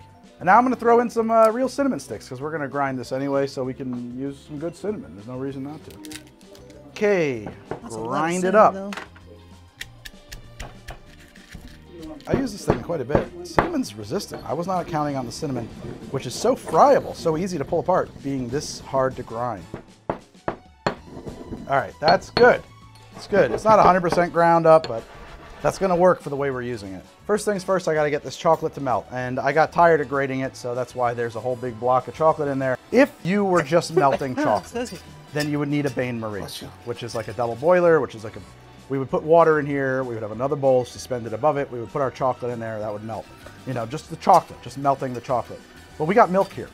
We're melting into milk. We're going to be fine. We don't need anything like that. Welcome back. It's just going to take a little while. Okay, here we go. So we're almost already melted. Our chocolate bar is gone. It's already melted down. Probably all that grating was wasted effort. I wanted to get this a little bit warm before I started adding my spices to it. Let's add our spice mix. We want to add a 1/2 ounce or thereabouts. 1/2 ounce or thereabouts. Man, we're on a roll today. I'm going to call that like 2 bar spoons. Okay, I'm going to switch this over to keep warm. So it won't keep cooking, really. It should just stay warm. And I'm just going to take a sample with my bar spoon. I'm really curious to see how this is coming along.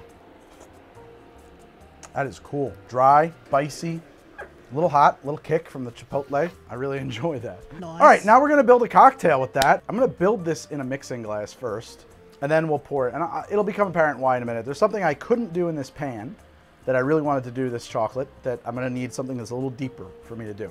So let's start with 1.5 ounces of coffee liqueur. And here we actually want a sweeter liqueur. I'm going to use Kahlua. Okay, so 1.5 ounces of Kahlua. It wasn't part of my original plan. Oh, no, she's getting sick now. I've got a How wild did she hair. get sick? Let's throw a little mezcal in there. Just a 1/2 ounce of Del Maguey crema. This is a sweetened mezcal. That's why it makes sense here for this. Okay, and now I'm going to add my hot chocolate. And I'm going to like triple the volume. There we go. And so this is a molinillo. This is a kind of swizzle stick from Mexico and from South America in general, but I think mostly Mexican, that is for hot chocolate. And it's for frothing it all up and giving it a little oomph, a little lift, right? I couldn't do that in the pan because we weren't working with enough that was deep enough, so I wanted to build this in this glass so that I would have the ability to do this. I'm hoping it works. Cool. It's getting there. Yeah, a little froth. Yeah, that's good. Got a little head on there. Now I'm going to take my glass and we're going to pour it in. It's got a nice frothy head on it. We're going to throw a little bit of cream on top of this now. I think it's fine as is. Hold on a second. Let me taste it as is. Let's try something here. Let's just see how this came out. I'm really excited about this. Let's see how it is right out of the shape. Right out of the YouTube in, by the way. I know I've kind of been like that's living so under cool. a rock. I don't know. I mean, you could put some cream on it, but I don't think it needs it. That is super duper neat. I want to leave it as is. That is spicy, cinnamony, nutmeggy. All those spices are really working together. And I'll tell you what, I don't like things that are too hot. This is right there for me. I'm very happy. I had that last minute idea to throw a half an ounce of mezcal, crema de mezcal in there. The whole thing is plenty sweet. It's not too sweet. It is the right amount of sweetness. It's not purely dry cocoa. This is chocolate. We wanted it a little bit sweet. We started with an unsweetened chocolate or a nearly unsweetened chocolate because we wanted to have room to add some sweetness, right? So we added Kahlua, which is sweet. Good luck at work, my dude. This crema de mezcal, which is sweet but also smoky and kind of acrid, and it's mezcal. The combination. Weird. Kahlua I wasn't getting double audio. It's like, what did I do to Discord? Oh no! I mean, yes, it tastes like coffee, I broke it. But it's so sweet that it barely tastes like coffee. Aegis did it. I think that if you thought this was too spicy, how would Aegis do it? Of heavy cream or whipped cream, not whipped cream, but like whip shake. Just throw it in your shaker, lighten it up, float it across the top.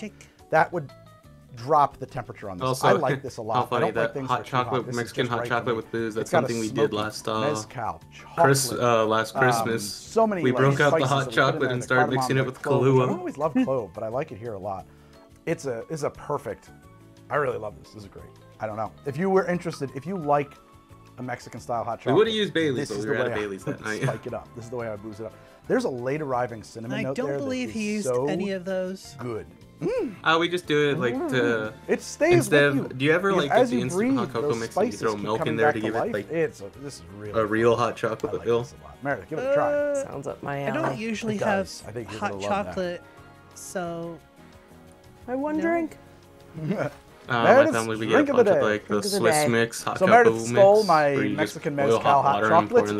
That's behind the camera now. So I'm without anything in my hand. So we're gonna have to make something else right. And to give it that real nice feel, we will add milk or coffee creamer to it right after this to make this cafe give it that nice feel, which starts out as nothing and possibly more sweeten it up a little bit. Chocolate. We're gonna throw a little water in here, a little water into my kettle. We're going to throw a little kettle on here.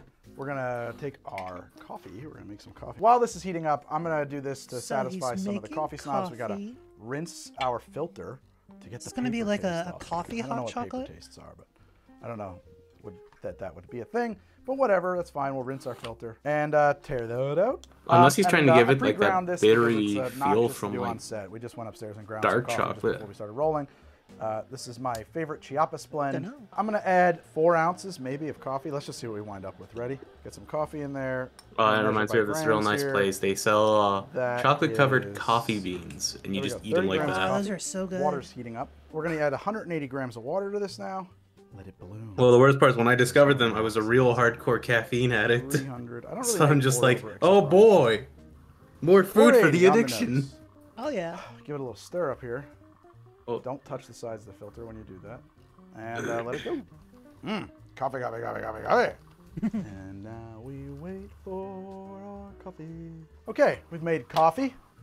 Some people are going to complain about the color of that. I like my coffee like this. It's a coarser grind. There's a lot of light here. People are always like, Greg, your coffee looks like wimp coffee. It should be black. It is black coffee. The thing is, like, we're standing under like 40,000 watts of light, man. Like, light goes through things. It's fine. Light I used to goes put through it on things. the I desk never would have light. guessed. People were like really upset about it. If I start turning lights off, all right, you kill off the backlight here. I guess you could say that his set is pretty darkens right up. Look at that. That's nice dark lit. Coffee. Throw on the backlight. Oh, look at that. It's like light coffee. You see how that works, guys? It's fucking lights, man. It's lights. Thank you. Thank you. All right. I don't need to defend the masculinity of my fucking coffee over here. Oh man, cowboy coffee. Or is it? Boil it all together. Black Rifle coffee, So, let's make some coffee. Well, I guess it's Gearhead's stream now, so a little small for me. Y'all go follow Gear. No, stop it. No. Oh, and while you're at it, there's a beautiful command over in his channel. If you type in ! COMMS, that's comms, that'll bring up his commissions tab link. His commissions link, so you could commission 3D printed stuff over on his stream. Yeah. I haven't checked those links in a while because of classes. Yeah, well, they're still there. Excuse me. So bleh. Baka.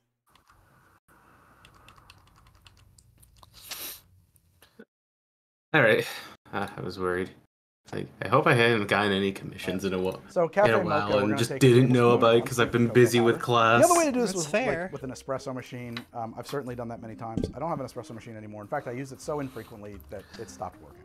So, tablespoon or thereabouts of cocoa. Remember, that's unsweetened, so now we need a tablespoon or thereabouts of our white sugar. Doesn't pile quite as high. So we're going to get 2 tablespoons of milk in there in a second. Let's add you just remember of an adorable video of a baby seal just walking up to some photographers and just like, "Hi, how are you?" Mix this separately. Just some coffee, hot chocolate. Just stir that in there. It should dissolve. Did I miss where he adds the booze, or has he just not added it yet? Is without the milk. That's lovely. Lovely. Oh, you get this interplay of coffee and chocolate. Oh. Coffee is actually quite bright.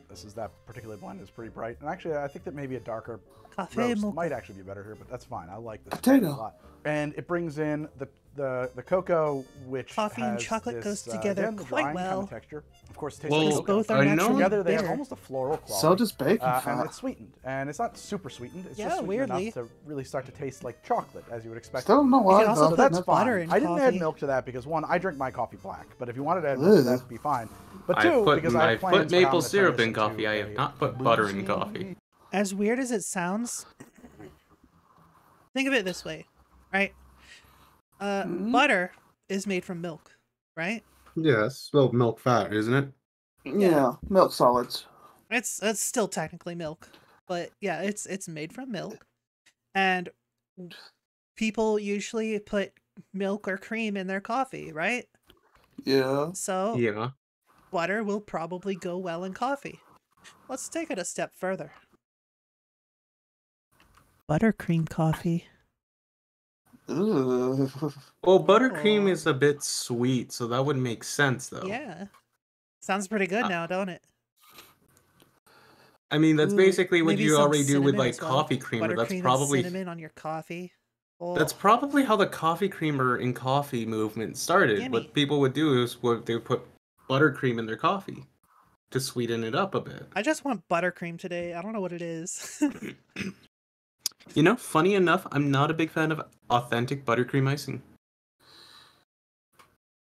My problem with most icing is that most of the time the icing or frosting, it's got a very grainy texture to it. I don't mind it if it's a bit grainy. For me, it's got a weird, unnatural citrusy flavor with buttercream icing and frosting. I don't really want to have to chew it. Oh, that's fair. That is a fair. For me, I'm also a bit of a texture person, so getting some of those familiar texture mouthfeels definitely. It's not like it's bad that way. I just prefer not having to chew my icing or frosting. Because I remember as a kid, I would like getting like the old birthday cake, and I would like chewing on like that semi-hard icing where it just built a hard shell. Because it was like, oh, it's like a candy. Fair enough.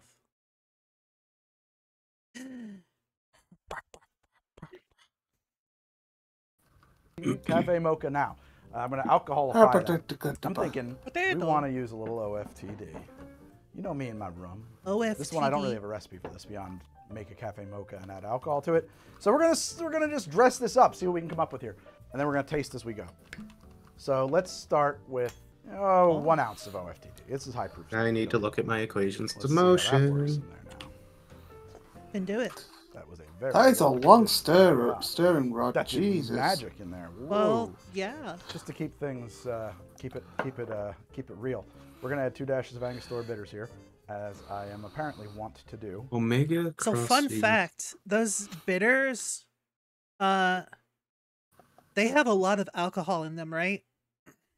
And because they're not like ready to drink, you don't have to be carded to buy those. Isn't, if I remember bitters, it's used to sometimes bring up the alcohol content. Yeah. But anyone Other of times any they age use can it buy as bitters. Even though it's filled with alcohol, because it's not ready for consumption, you can buy the bitters at any age. Also, hi, Trex is Trex. cute. Kitty Trex. Trex. Speak. Speak. Aren't you think Trex speaking? is Are you a- muted? No, I think Trex is on the wrong mic again. No, I'm just checking my Wi-Fi on Discord. Checking your waifu? Wi-Fi. Yes, my Wi-Fi. Also, hi! Adorable nerd. I want to know who changed my name. Again. Who do you think? Oh, just beat me to it. Potato. It's How either you doing today, Aegis. Trex? It's either Aegis or Hito.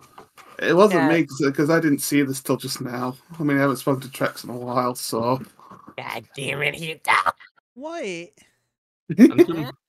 I'm too much of a hermit. I mean, who aren't hermits at this point? That's fair. Why do I have no bars? Because Discord is finicky here, we can hear you just fine. Just ignore Well, it. you typically don't Okay. have bars because this ain't a rap. Oh my god. Hito, permission to squirt this man. Blech. Well, apparently Excuse Trex is into squirting. Good to know. Shut the fuck up. I knew the moment I said it, I was going to regret it. I mean, yeah. Yes. Yeah. Oh, for fuck's sake, not again. What? Some sneak peek, god damn it. What? I'm being bullied. No shit. I didn't do shit. I just made a pun. Cutie. No. Oh, that's a new one. Keeping it Greg. Trex adorable nerd. Greg. You not adorable I know that this is going to be an Yes, awesome you are. episode. No. What? I can't do that with my left hand. Yes. This is Adorable Yeah, If I do that Pokemon. with my left hand, I'm in trouble. Pokemon. I don't like the placement of the handle on that. Much That seems love. very awkward. It I looks do think I want top a heavy. little bit of something else. Oh, that's what it reminds me of. It's like one of those old style candle holders. Yeah. Oh, you're Yeah. absolutely right. 'Cause that's how they used to make them. They used to have the at the base. Hold on. Yeah, just like that. Yeah. If you just like take off the cup part and like put in like a bowl instead. You want to get into smoking? Hey, Hito. Listen here, weed you little stream? shit. No, it's a meat smoker. I'm like, hey, yo, Oh, Pog. oh, you mean that? Yeah. That's why I said you want to get into smoking. Hito got. Yeah, smoking not just meat but also cheeses. Hito getting Have you ever done had with smoked Flintstone cheese? Gummy. Oh, Once, so and it was good. fantastic. I had a smoked cheddar. Smoked Oh. Gouda. Oh. Smoked mozzarella. Oh. So we have this there's this type of cheese that we can get at our local supermarket. And it's Applewood smoked Gouda. Oh. It is so good. I would So see. good. I would like to see a nice cherry maple on a cheddar. Oh. That does sound pretty good. Mm. Okay, I need to get dude. Actually, I saw this one where it was smoked pork skin, like chicharrones, which is basically pork rinds. I think I have seen that. And it was so heavily smoked and coated in barbecue that it was practically candy coated. Nice. And I was like, I don't know what this is, but I want it. Oh man, smoke flavor. Oh, it's so good. I don't know what it is about it. Like it's got this nice sharp flavor to it. It barely even affects the texture, and oh, it's just so good. Man, I know I have a friend who makes his own beef jerky. Oh, beef jerky's pog. Oh no, he Hi, did it because he did it for two reasons. A, he really loves beef jerky. B, he got sick and tired of how expensive beef jerky is at the store. Yeah, that's totally fair. Beef jerky is super fucking expensive. It's so good though. It shouldn't be expensive. Oh, it is. In terms of beef jerky, I prefer it when it's tougher. It's expensive because it takes forever to make, because you have to let it dry. Yeah, it takes a long ass time. It's the same reason why leather is expensive. Yeah. Did I get? Oh, leather is just beef jerky that hasn't been seasoned. No, because it's just the skin. You don't eat the skin. Playing Pokemon. Semantics. Shh. It's like, those are two different parts of the animal. Okay, hit pets. Thank you so much for the pets. Yay. But yeah, the reason why leather is so expensive is because is not because it's scarce. It's because it takes forever to make. Oh yeah.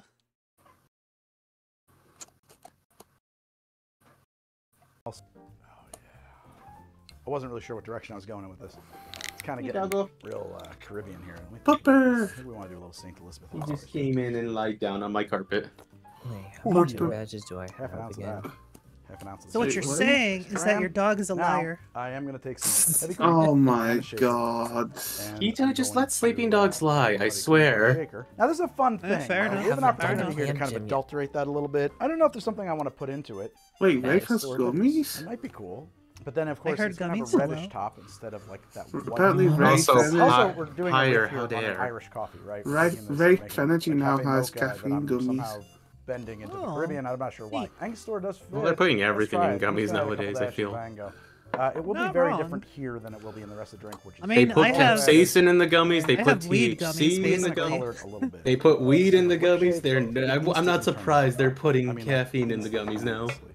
Try a little bit more of that in there. What was it that Hell had? What was the world's spiciest gummy bear? Oh, little nitro. Yeah.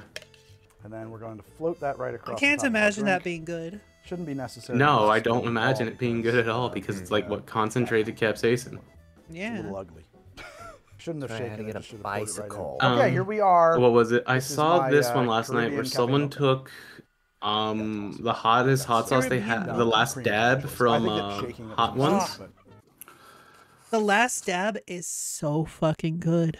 I had a whole and then they brewed it. They I could mixed only it have with a little bit at a time, but holy shit, it was so tasty. But sorry, yeah, so they got the last dab. They brewed it. They mixed it with vodka and brewed it into an alcohol.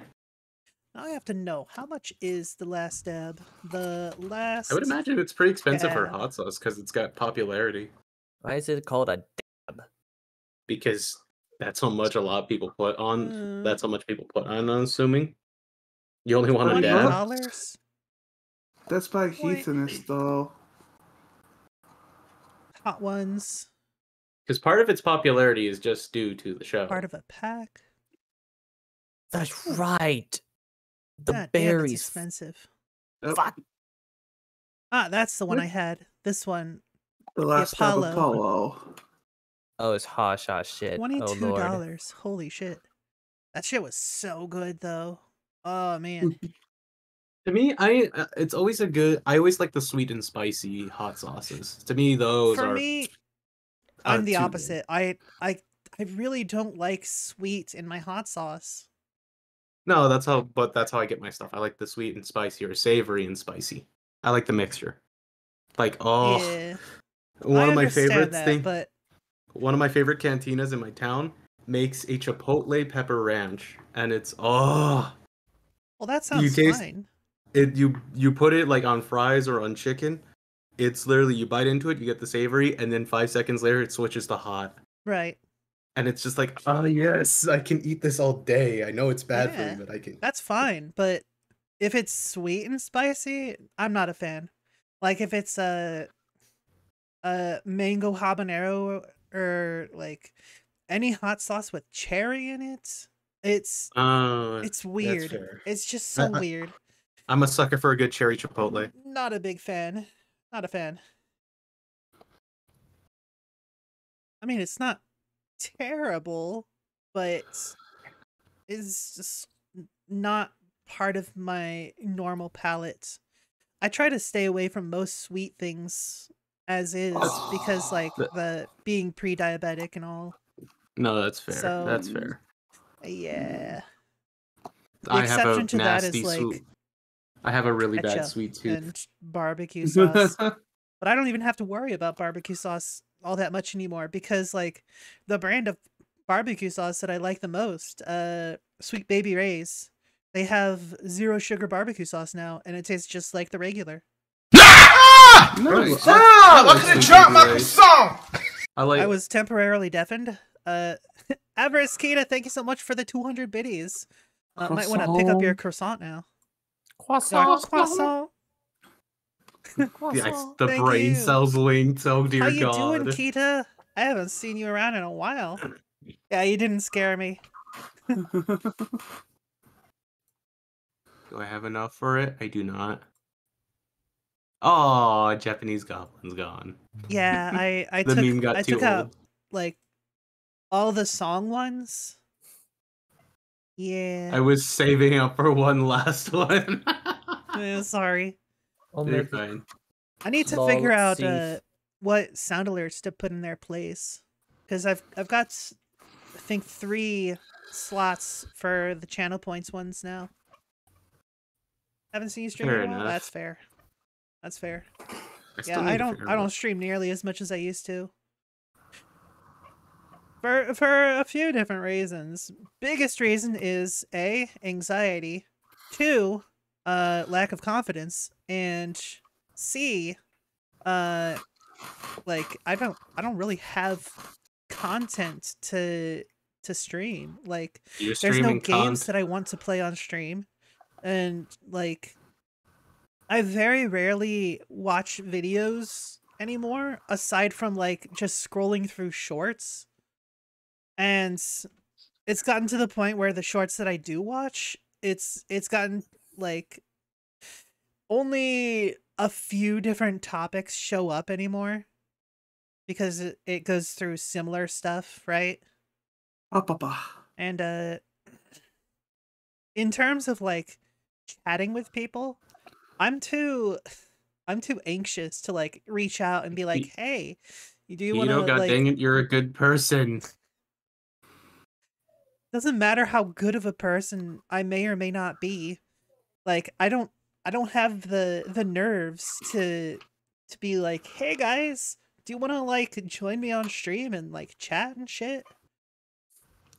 I just can't reach out. You into conversations now. Yeah, I will do it. Meow.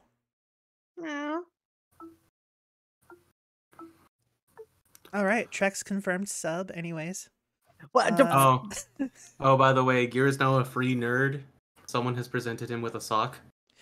Now he's free. What does that mean? It's well, to be Harry Potter fair, reference. Yeah, but the joke, getting a sock. But Dobby. Master presented Dobby with the Glock. That was a funny bit. But what the fuck? The hilarious part is I was trying a new energy drink and they gave me a pair of socks when I ordered it, and I don't know why. Yeah, so I was wanted to support a friend who's got a sponsor with one of the energy drink companies. Right. So I bought a sampler pack. Okay. And it turns out they were doing like a event with a game release with the game Blood Hunt. Oh. And they released a new flavor, blood orange citrus, because vampires. Right.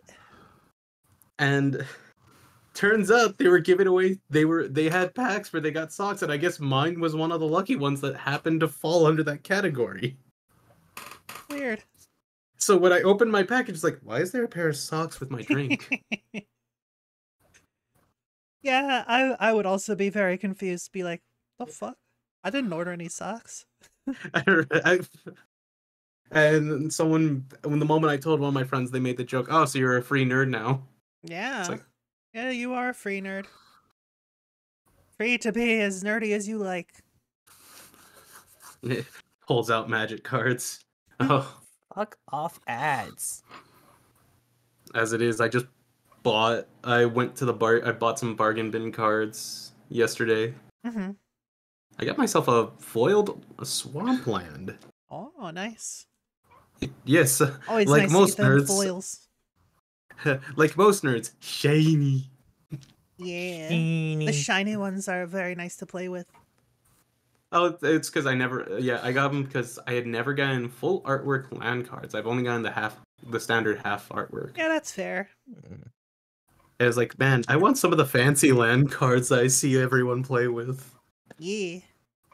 Excuse me. There's no way a I was just legendary surprised that I got cartoon that was in here. foil for like 50 cents.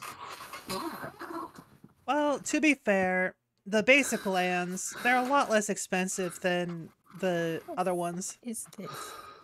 True, I have like an artifact land, and those are just, they have the bonus of, hey, it's indestructible. Excuse me. Yeah.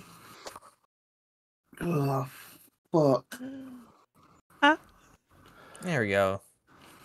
Play. Wait, why did you The go nice thing about the cream is you get this like cool and hot thing happening together. Because the cream is cool. The drink is still hot. I always like that. I love Hydrate. that I can do exciting that. thing that happens. Y'all better hydrate before you die, folks. Cold together in your mouth. It's not a flavor thing, but it's a sensory thing. It's very nice. This is dark chocolate. Dark and bitterly chocolate. In fact, you could sweeten this even I'm further. using the Google Wiki again. And I may try that by just throwing some simple. Why? What are you doing? I love it like this. You get this coffee. I'm playing Pokemon Platinum. I'm checking on the Pokédex. And it's like, it's in there. It's Are you trying to go for a full run? The allspice, the St. Elizabeth. Well, as most of the full run that I can. You can't trade anymore all on. really comes together into this like. Can I trade if I use Platinum on a 3DS? So good in this. It's crazy. It comes I together. don't this, like, know. Dark chocolate coffee yeah, I'm gonna experience. I don't know how think to the describe servers it. for It's that super neat. are up anymore. There's some bananas in there from the OFTV. Not. They're welcome. So yeah, I'm gonna It's kinda try banana to. fun. Honestly, I don't at most use as the I same can. at all. And Trade I think once it with this probably before doesn't I've need to stuck be it. sweeter. Coffee drinks tend to be on Second the form. sweeter side of the spectrum. So I could see somebody who's craving a coffee drink, wanting a sweeter version of this. Fuck this. I'm gonna stop playing Platinum and I'm For gonna me, it's play ruin it because I think Arceus again. Try this drink. I think you're gonna love this drink. The Angostura bitters, probably not necessary, actually. I think the St. Elizabeth Allspice Dram is doing all the lifting we need here. Love Angostura. It's probably a little lost in the mix on this one. Usually it really punches through. It makes a huge difference. But I think in this case, There we you go. can skip it. The St. Elizabeth, I think you need, though. That Allspice Dram, it has such a all-spicey, sweet. Does anyone else have Arceus? That it brings. Nope. I don't know how Nope. else to explain it. I mean, I don't even have a good Switch. stuff. It has like a lot of. I have a Switch. I just let's just have a don't swig really right use from the it. bottle. No, I'll use my Fight Joker 'cause, people. You know, I'm classy. Yeah, Like, I originally got didn't- my Switch to play Smash All on right, it. so let's just suggest that we were going to sweeten Smash this up Brothers. a bit more. I'm gonna I'd add play just a more. I on it would if have the bought a games weren't so Switch, but expensive. a little extra sweetness, but I would have swear bought a to you, Switch at the time, but I didn't see a point in getting it from you because I had already gotten a PC, and at the time when the Switch was like really having a hype, I feel like Nintendo didn't have a whole lot of games that interested me. Oh yeah, that's for sure. I had Mario Odyssey and present a little stronger. And Rabbids, Mario and Rabbids. Kind of lose the allspice. You kind of. I never understood the rabbit An series. Irish coffee Never leaves you In wanting terms something a of little bit more. games, it's just This chaos is for your- chaos sake. That's Nintendo- kind of the deal. Nintendo has always been sort of below my radar ever since like probably after Super Nintendo. I lost interest in Nintendo because it had a lot less role-playing games. Like once it went to the N64 and then GameCube and Wii, Like they just didn't have the RPGs anymore because all the RPGs went to Sony. Really? Yeah. Huh. Like, if you hadn't noticed, after the Super Nintendo, because Super Nintendo is what all of the Final Fantasies were on, right? Up till the last one that they had was Final Fantasy VI. And then for the next Final Fantasy, 7, that was on the PlayStation. So ever since then, it's like, well, PlayStation is where all the Final Fantasies are, so just keep playing PlayStation. And because more people would have the PlayStation, and like the brand recognition of Sony of being more than just video games, like they had all this different tech. So you know that they know what they're doing. So people would put their games on the Sony system. Actually, funny enough, I was watching a really cool video talking about the history of how the Sony PlayStation 1 was made. And it was honestly a huge gamble when they did it because, like, turns out at the time, like, only like a few small people wanted to make the PlayStation happen. So initially with they honestly didn't want to do it at first. Yeah, initially with the PlayStation, it was going to be Nintendo's first system with a disc drive. Well, wasn't it an adapter first? I think they were planning to do it as a standalone system, like a joint between Nintendo and Sony. But yeah, and then Nintendo backed out and went with Philips. Yeah. Yeah. That prototype has been proven to exist, and it's currently owned by a private collector. Yeah. There was a prototype, but what was his name? It just didn't work very well. Well, for one thing, the big problem with it was when they first started implementing discs in the games, the read time, the problem is a cartridge will always read faster than a disc. Yeah. And the circumvent, well, yeah, because it's flash memory. Oh, that is the wrong link. What's it called? So to circumvent that, they increased the RAM cache on most consoles. So that way it would load it sections of the disc at a time and have the assets preloaded. But yeah, if you look at the video I posted at Mute Chat, it's actually a really cool video explaining how the Sony came to be. How Sony almost ruined the PlayStation. That's a good thumbnail. Spyro is just like, the fuck is this shit? Disappointed. It's a cool video, honestly. Like, he goes over who was involved. Low Spec Gamer is actually really cool. They go over some really cool tech stuff. An auditorium is filled with hundreds of game developers, and as the lights dim, one man is finally ready to reveal the results of decades of machinations. He's risking everything on this project, and as a 3D image shows on screen, he hears nothing. A completely silent audience. Had he risked everything for nothing? Behind one little miracle box is the story of an opera singer, a musical agent, and a visionary, which will have to confront threats from both outside and inside their company to create a product that will define the childhood of millions. This is that story, brought to you by Nebula and the Curiosity Stream bundle. Almost everyone was going through military training and headed for war. But in a bed, one man they made it is so left cheap behind. to His name manufacture is games Norio on. Oga, and a case of tuberculosis had cut all chances of joining the army. This will turn out to be a blessing in disguise. While most of his friends fought and died in a war Japan was going to lose, Oga used the time stuck in bed to deepen his studies in his two major fascinations, physics and music theory. By the time his health had improved in his 20s, Japan had surrendered and he was free to pursue his dream of being an opera singer. And it was during his studies that an impulsive decision would change the life of millions forever. Oga often recorded his performances to check and refine them, but the tape deck he used was sufficient for spoken words but terrible for music. He was so irritated by its poor quality that he straight up wrote a hidden letter directly to the local company that made the recorder, a company that will become Sony. I mean, why not? Imagine his surprise when he got a as redundant proposal. They offered him a part-time job as a consultant to help improve the tape recorders. Over the years, part-time work became full-time, and Olga found himself influencing the direction of Sony in many ways that he did not expect. Boss, I think you have another big so problem it with your squeaked pencil. every time they sat down. I'm not sure I follow. Nice. The quality of Sony products has dramatically increased over the last few years, but it's very difficult to recognize them. Who made this? Can you clearly tell that it's a Sony? No, you can't. We need a unified design language. Fine, just get it done already. And just like that, Olga became the man responsible for what would become the Sony product aesthetic, which led to some of the most influential media consumption gadgets in the history of the world. And yet, even that was one of his smallest contributions. Under his suggestion, Sony ended up making a move to not only make media devices, but to also be the ones selling the media people will consume. This led to a series of acquisitions that will create Sony Pictures and, more important for today, Sony Music. By 1989, Olga will take his final form, CEO of Sony. He had risen to the top of the company he had been so pissed at and turned him into a media empire. And yet, it was an empire that was painfully unprepared for a digital revolution that was coming. For that, we need to meet another of our characters for today, a person whose experience would shape gaming forever. While all of this was happening, life in post-war Japan was changing rapidly for everyone, including the son of a small print shop owner, Ken Kutaragi. This young man was a little bit different. His passion for electronics marked his entire life, and he was the sort of kid that seemed more interested in understanding how toys worked rather than actually playing with them. So it is no wonder he ended up pursuing a career at the Tokyo University of Electrocommunications. But as he was about to earn his degree in electronics, disaster struck.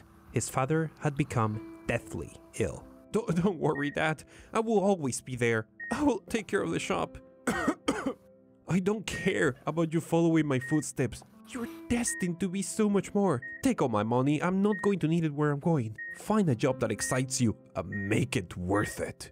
Ken was shocked at this unexpected twist, but was ready to make good use of the opportunity his father had bought him. And there was only one company with the sort of projects that would satisfy him. Sony. Now, getting there was not a straightforward process, just that year Sony had basically stopped recruiting new engineers due to a Say the line. oil crisis. Yes, the very same crisis I never seem to able to not mention. But they made a few exceptions for promising candidates, including Ken Kutaragi. His plan was simple. He was the sort of person that thought in decades and wanted to spend the next 10 years learning everything he could about the company and becoming an expert in digital electronics. 1983, 10 years had passed since that promise. As Kutaragi pulls into an electronics store, he quickly scans the shelves for something specific. Sony had collaborated with a few companies to create a new standard for Japanese home computers dubbed MSX, and Ken loved the idea of getting one of those for his young child to play with. But something else catches his eye, a white and red box with something called a family computer, a product by Nintendo, the toy company, the Donkey Kong guys. For a computer, it was very peculiar, with two included game controllers but no keyboard. It was so cheap that he could allow himself to get both and have his kid choose. After he presented both to his kid, he was surprised when the MSX was quickly ignored in favor of the easy-to-use Famicom. What a fascinating revelation this was to him. It was the dedicated game console, the one that will clearly attract the general audience. A new goal was brewing on his head. What would it take for him to make a console?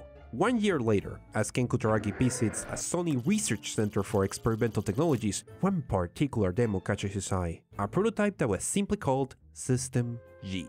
System G, which will release to the market years later as the Sony DME9000, was a device meant to add real-time 3D effects to TV broadcasts. Kutaragi could not believe the technology was capable of generating something like this. What if this could become a game console? The idea was impossible at the moment, of course. This was a device that would retail for tens of thousands of dollars. But Ken Kutaragi was a man that thought in decades, and with just a basic projection of the rate of technological miniaturization, he was willing to bet he would be able to pack this on a consumer device in exactly 10 years. Passion rekindled on him. He had a new purpose for his next decade. But he could never do this alone. If this mission was to go anywhere, he will need connections. He will need Nintendo. It's As the years passed, Nintendo's Famicom had gone from a novelty to a phenomenon that took the Japanese video game industry by storm. Yeah, Many times had Sony tried to establish relationships with Nintendo, and every time had the company not been interested. But in one of those meetings, Ken tagged along. He was determined to find something, anything that he could provide to Nintendo to kickstart the relationship that would allow him to create the console he dreamed of. As the meeting progressed, Nintendo representatives revealed one important detail that will finally give him the window he desperately desired for. They were starting development of a new gaming device to succeed the Famicom. Wait, what hardware are you going to use for that? Well, we wanted the CPU to be similar to the Famicom, and for the audio we were thinking about... Wait, I can help you with that! Have you heard about PCM? PC what? We can make something so much better than the FM audio that the Famicom uses. Your games will sound better than ever. To his surprise, this proposal was actually well received, as audio was one of the few departments at that moment that Nintendo was open to collaborating with. Now, you will think reaching a deal with the biggest video game company at the time... I think it also helped that because Sony's an audio company and Nintendo had something to trust in. According to Reiji Asakura's Revolutionaries at Sony, which is filled with interviews of people involved in the story, Sony at the time was known because of their complex and feature-rich analog audio and video machines. Analog engineers were the rock stars at Sony, and digital specialists like Ken were second-class citizens, and digital projects like System G were secondary products. Sony directors were absolutely furious that Ken Kutaragi had gone and made promises on behalf of the company and got them tangled up in this digital product. The Nintendo Soundchip project was dead before it even started. Except, it was not. Defying the directors of the board, Kutaragi actually started working on the Soundchip in secret. Of course, it was only a matter of time before they found out. This time, he had done it. Ken's insistence on bringing the company towards expensive and unnecessary digital products would be the end of it. He was to be axed from the company. What's going on This guy, here? he just does tech history. The conversation, and for a moment, and Ken almost feared that his father had sent him a guardian from the great beyond. It was Norio Oga, president of Sony. Sir, I have been working on a PCM audio chip, one of the best ever made, and I have convinced Nintendo to use it for the new game system. This is a huge opportunity for the company. There was something in the rebellious Kutaragi that reminded Oga of himself. Oh, it's a mute chat. So yeah, of his early days of sending letters to Sony so they would improve their terrible tape recorders. A passion that, if directed, could take over the world. He will allow the Soundchip production to continue, protecting him from the rest of the executives. Kutaragi had his Trojan horse, but it will not be the last time he will need rescuing. Less than a year later, even before Nintendo's Super Famicom release, he was ready to take the next step on his strategy. Previously, Nintendo had tried using cheaper discs for games using a Japan-only accessory, the Famicom Disk System, and went as far as partnering with Sharp to release a system with disc reader built in. The next step in Ken's plan required him to convince them to do it again, but better. The disc system was flawed from the beginning, using obsolete technology. But now, Sony and Philips have invented the compact disc.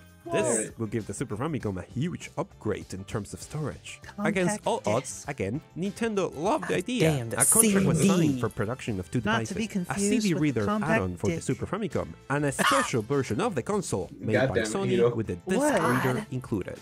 It was to be called the Nintendo PlayStation. Oh yes. It was all coming together. The PlayStation was just the next step, and after its inevitable success, Kutaragi will have a clear runway to convince Nintendo to let him do a 3D-capable console. But it was not to be. What happened next is quite literally one of the most talked about and legendary events in video game history. As Kutaragi waits for his train in June 1991, the news from CES in the US caught him completely off guard. Nintendo had publicly betrayed Sony for Philips on the CD contract. The exact details of how this happened are somewhere between legend and history. Quite possibly, Nintendo president Hiroshi Yamauchi was concerned about how much control this project gave to Sony over Nintendo's games. But the reality was that this was a major setback for Kutaragi's console plans. His dream, his vision for the next decade of technological progress was now hanging by a thread in the hands of the people that hated him the most. If he was to save the project, he will need to play his cards carefully. A full year of business and contractual fights with Nintendo passes, and the Sony board was ready to leave this entire money waster behind, including Sony's president, Oga. But Kutaragi was not ready to give up on his dream just yet. In 1984, I was shown a demo of some very advanced 3D graphics our lab boys had just created. That was 8 years ago. Based on my calculations, I think we're going to be able to make a consumer game console using that technology in just 2 years. We're going to beat Nintendo at their own game with a technology they wouldn't even be able to imagine. Wait, you're serious? Mr. Oga, I strongly respect you, and you have helped me tremendously during all these years, but let's be frank here. Are you going to let Nintendo get away with this? Boss, I think you have a big problem with You know what? Do it!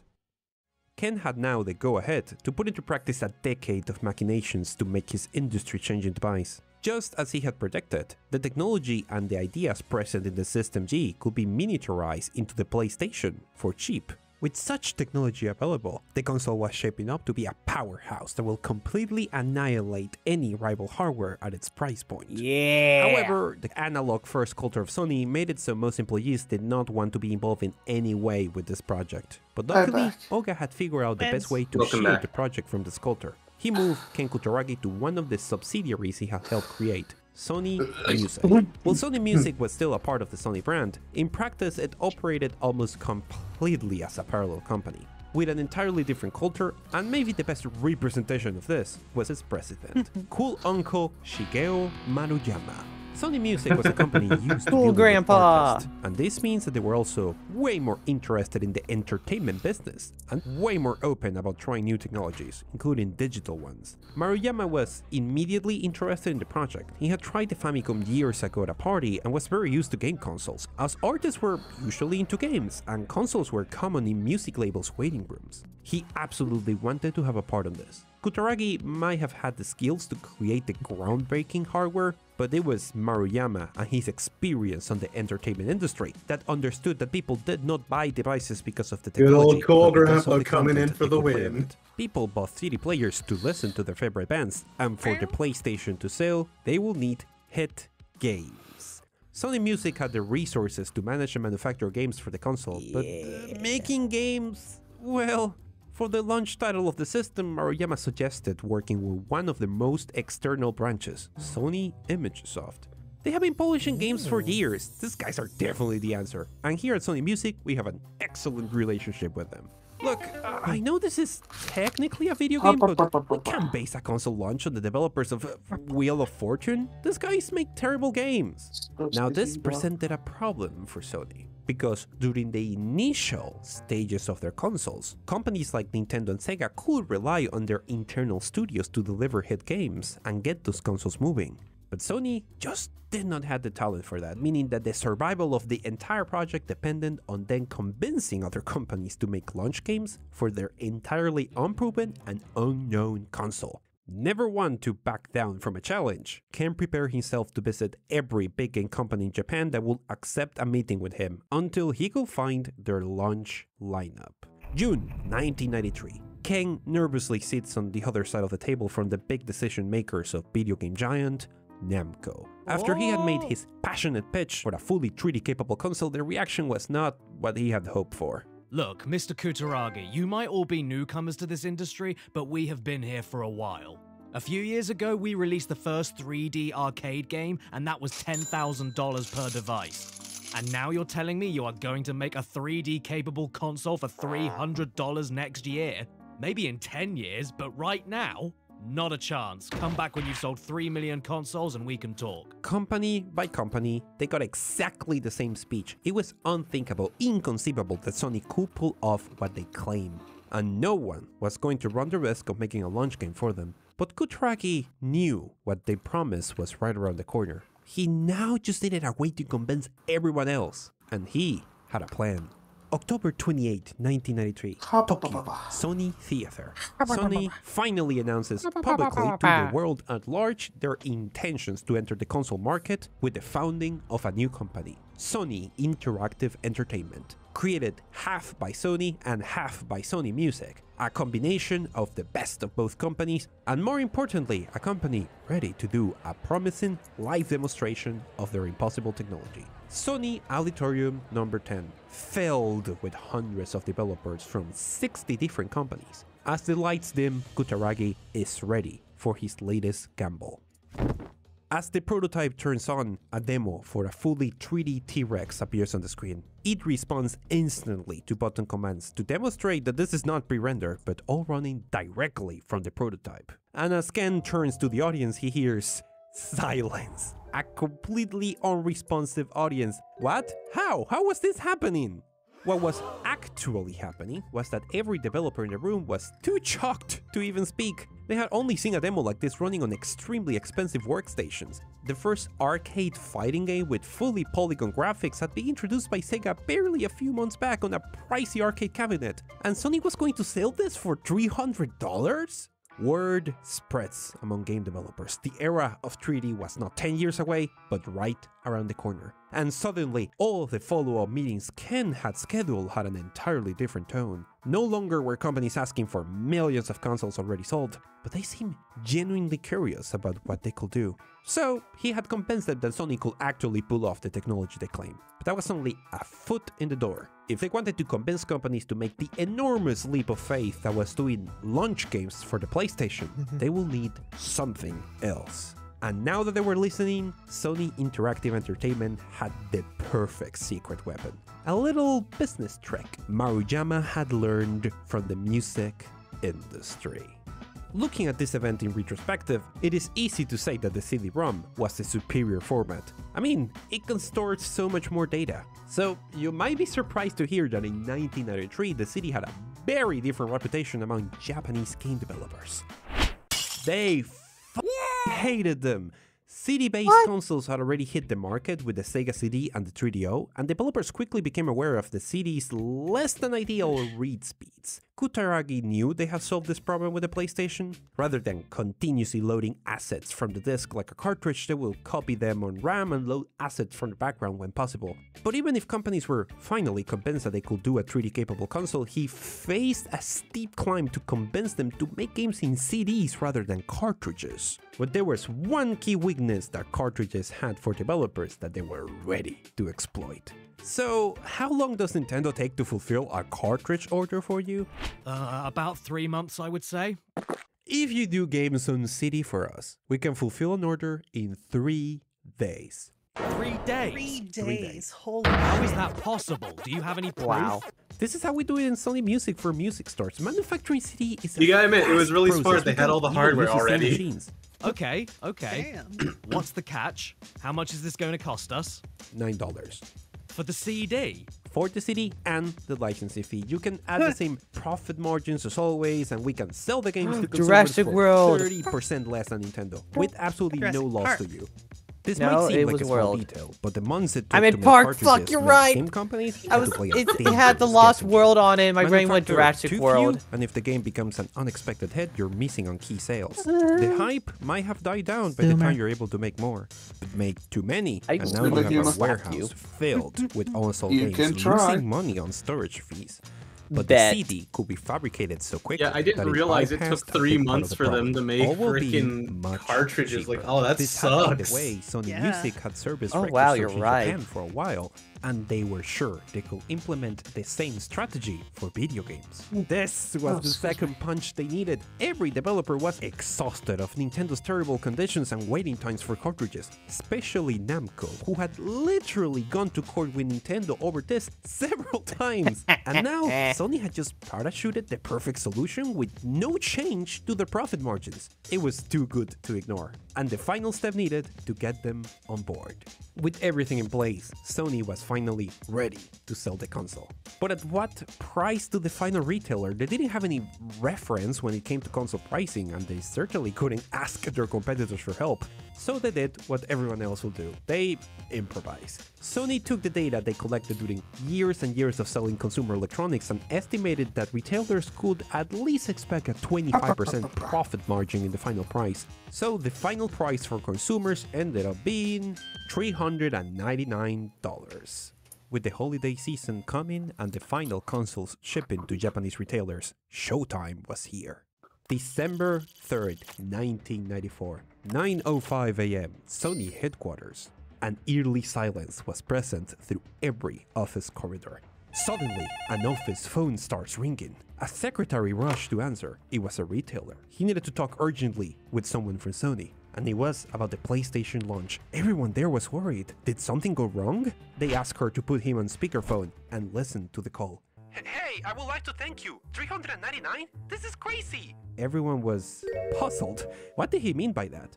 You're welcome, but I'm sorry, what are you talking about? Nintendo usually let us keep like 10 or 15% from most of the sales. You guys are the best. Every PlayStation sale is effectively Those are rare $100 in my nowadays. pocket. You are Yeah. saving Christmas for my whole $400 for a console? And then No, the he demo hung up. units. Everyone They're was so more rare puzzled and before, but expensive. Maruyama understood Well, the problem with exactly demo what units happened. is just because, 25% like, margin was the norm in electronics, what was but it? Nintendo had set 10% as the precedent It's for just video too games. expensive for So most accidentally, retailers Sony was nowadays. giving retailers more than double the profit. That was like the that same reason Nintendo why typically game offered, demos making died, PlayStation because, the like, best it thing wasn't to happen to worth it retailers for that them. Christmas season. The very high profit margins on every console sold mean that retailers were pushing PlayStation sales like crazy. Entire parts of the store were now dedicated to lure consumers into trying the new console. And once they tried it, they were hooked. Just 1 week later, word of mouth had grown stronger and stronger, and most stores were starting to get completely out of stock. There were literally no more PlayStations to buy.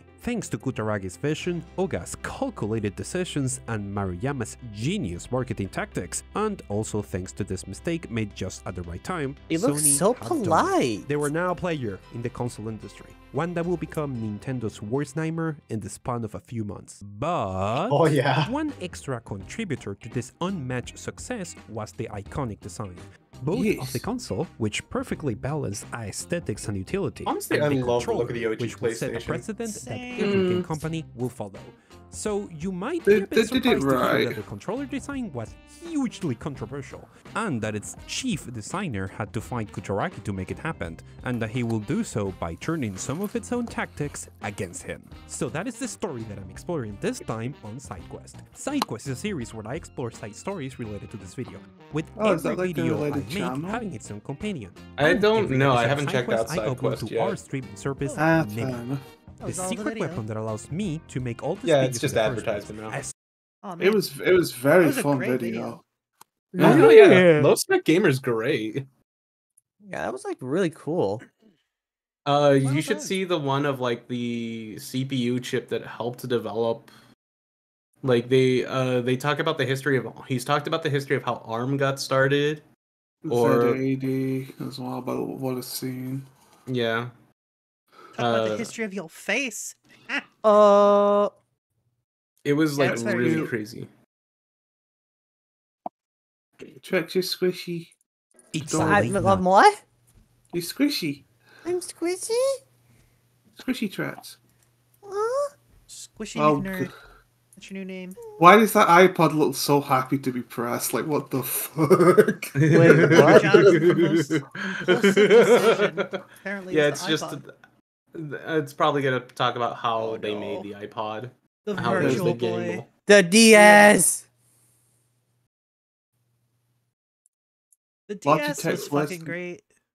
Logitech's worst nightmare? The Worst nightmare? laptop? Oh. I'm not surprised, honestly. Play more. I see a shark. I see Sharky. Shark. Your face is a shark. Ooh, what's this? Mac Oh, and it cheese. looks good. You're What is making me it? hungry, and I haven't eaten anything today. Pour the creamy Oh. sauce over the potatoes. Super easy, super delicious. Oh, creamy potato. potatoes. Oh. Okay. I want to eat it. I ate just a while ago and now I'm hungry again. I fucking... God damn it. Cope, Seath, and Maul. Is this one of their short, like really short ones? This one is 3.5 minutes. Yeah. Yeah, it's one of the short ones then. Oh. Buffy. 80% cooked. Hell yeah. I guess that's why they had the... So it's still meaty. Wait, why does Whoa. that onion look weird? Cut the onion into 2 to 3 millimeter That's just an slices. onion. The onion between Oh. the potatoes. Oh. It's like a little caterpillar. You are way too excited about that. Oh, what the fuck? Trex, calm down. I'm hungry. It looks so good. I'm literally like somewhat about to tear up and start crying. I think we've turned Some flour. It was basically a roux. I think we turned Trex into basically a food-orientated Hulk. I didn't do anything to Trex. He did that to himself. Yes. Oh, Parmigiano. Was that egg? Yes. Yeah.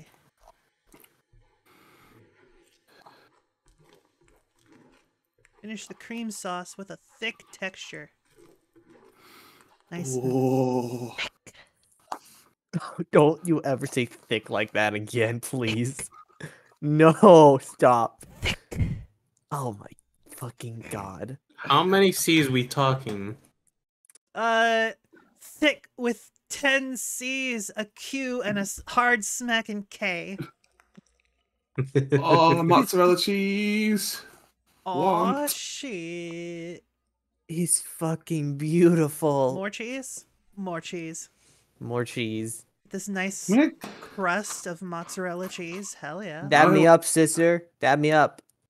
Where's the bacon bits? There are no bacon bits. Look at that. Oh. My god, it's fucking beautiful. I know I am, but what are you? I was talking about the food. I know. Oh, so are you saying that you're a meal, Lifting up the Hito? warm blanket, the bewitching figure of the creamy potato. Oh, God. My mouth's going fucking haywire right now. I want Calm to eat down. that so Oh bad. my goodness. Oh my god. You do this to us. What do you mean? Look at that moist and creamy potato. Okay. Are you sure we're talking about food? Yes, I'm still thinking about food. I have absolutely been thinking about food. Oh, they're saying Haruka's Oh muted. no, it's Haruka's turn. Tony Bro's running like a madman right now, chat. Give him a second. He's literally running for his life right now. I know Haruka's muted. Haruka. Don't be angry. We'll fix it. They don't want me. They don't want to hear me, you see. No, I understand. I think this was just after Haruka joined Shoujo, if I remember correctly. Was that your first? I see the chat, guys. Chill the f out, okay? Gary's losing his I'm shit. thinking about it. Hold up, holy. Can I have a conversation?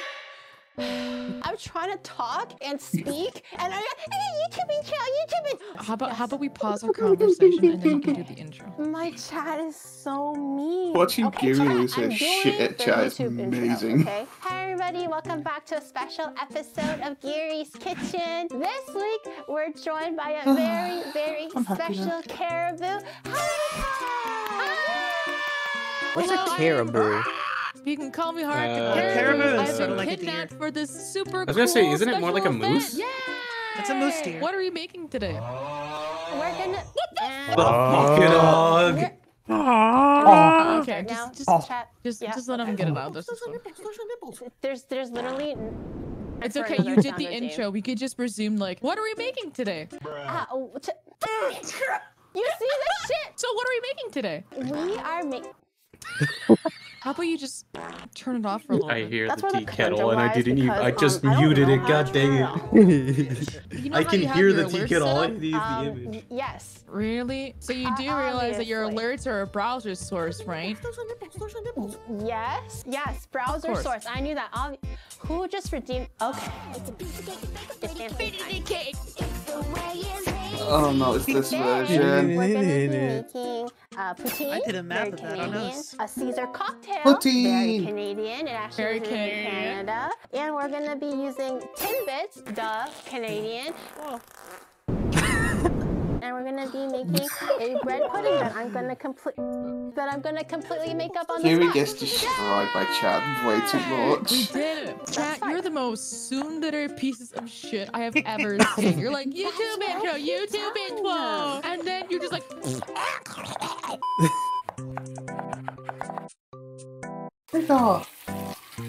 Potatoes.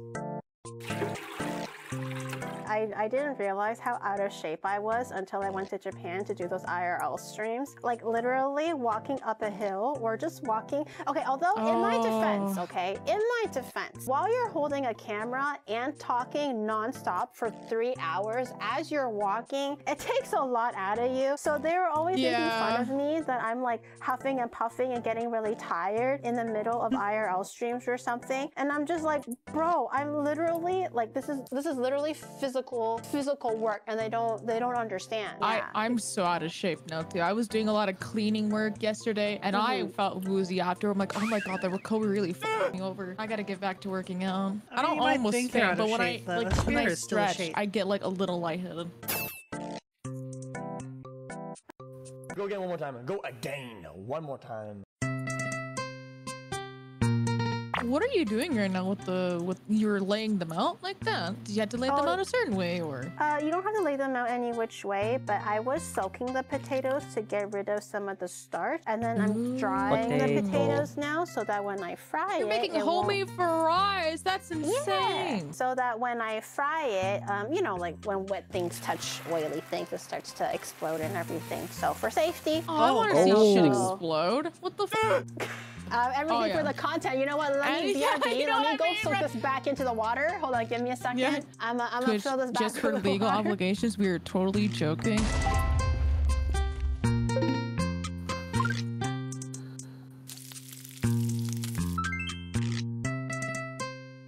I might sneeze. Please let me. Excuse me. She's sneezing into the Please let us oil. swipe Yuri's thermometer for me. We're not going to Fahrenheit. We're staying to Celsius. I know. I'm frying in Fahrenheit though, just because I'm just more familiar with Fahrenheit. You know what? So I have always talked to this with chat, but Canadians' measuring system is so cracked. Like we use both measuring systems depending on the situation. I actually have a chart. Like if you're cooking, we use Fahrenheit. If we're weighing weight, it's pounds. If we're doing height, it's either centimeters or imperial when metric. I was a kid, I thought I was crazy. I was like, am I misunderstanding something? Yeah, As a but kid, we I was use Celsius. We use Celsius for the weather, and we use Fahrenheit for cooking. Like we just cannot make up our minds here. Oh god, we have like an error thingy? Oh, we no, lost connection. Maybe it overheated or something because of Maybe. the oil. Come Cody, back, bro. it wasn't me, I swear. Maybe it'll cool down, it will come back. Oh, they do look good. Oh, crispy gold. I like that. Pineapples. Crispzilla. Delicious fries. It takes a bit of patience. It's not the fastest thing in the world to make, but I think it tastes pretty good if it's fresh. Yeah, I do honestly, love me you should some always try to have fries. poutine when you do it I like homemade, myself especially some with frizzy you can fries, even buy like baby. gravy from like the store. Exercise? You mean exercise? Getting it from like McDonald's or some shit like that. Oh, the McDonald's poutine is like fake poutine. It's not Look, the not camera fake died. poutine, but the flavors aren't quite well formed. Yeah, like and it gets so soggy when you actually see the too. camera Like die in it's the soggy, bottom but it's right. that's incredibly soggy. Okay, dare No, your I camera put died. all of the fries in and I dare risk you. Fluffy. Yep. the Do oil it. going Yeah, over? Dare yeah, I? Get the biscuit. I could cause a fire. Fire incoming. Pause. Got him. I trust you. You know what that reminds me of that one time? Blah. My hair was caught on fire one time. What? You know? Oh, burnt hair Black. smells disgusting. I remember when I was younger learning how to curl my hair, and obviously there's times where you don't use like the protectant and stuff because you're young and naive, and then your hair burns, and then I'm just like, what's this like weird burnt chicken noodle soup smell that I smell? Yeah. And I'm like, oh my god, that's my hair, and then it just keeps getting stronger and stronger, and then I almost like gagged several times before because it was just so I disgusting. don't think I ever guess. gagged. I guess my hair must have been different. For me, my hair just smelled like crispy burnt candle. It smells like wax. I'm Maybe like- it's the different quality of hair, like maybe like Asian hair versus like caribou hair. You know, like it could be. Maybe, I don't know. It definitely smelled like something burned, all right, but it didn't smell bad. Because I'm not stinky. Caribou hair? Did she burn the Gorpo? Yes, she did, Oni bro. Fix it. I did. However, use the splatter screen. Haruka saw it. Chad saw it. Okay. He yelled at me last time because when I was trying the last thing, and then oil got into the crannies of like the GoPro, and then he yelled at me. So I'm like, okay, I'll use the splatter screen, which I did. Everyone saw that. Okay. Oh, I had a fan. Oh, I forgot about the fan. Oh, right. I knew that. Oh, nigiri. I can't. I have some fly that I salted in pepper. Why? Let me have a try. A fly. Is it good? Crispy. Nice. Everyone is not Timbits are old pog. as I. Oh, it's a double yolk. Timbits are just donables. Hey, But they are really double good yolk, though. guys. I got They're just twins. So lucky. I have a twin. Damn, well, they're dead now. Can we even use the double yolk? I'm just making the custard for the bread pudding, which is just like literally egg and milk and some like seasoning. So you just saved an egg by getting 2 eggs. Yeah. That's sick. My inner Asian is singing right now.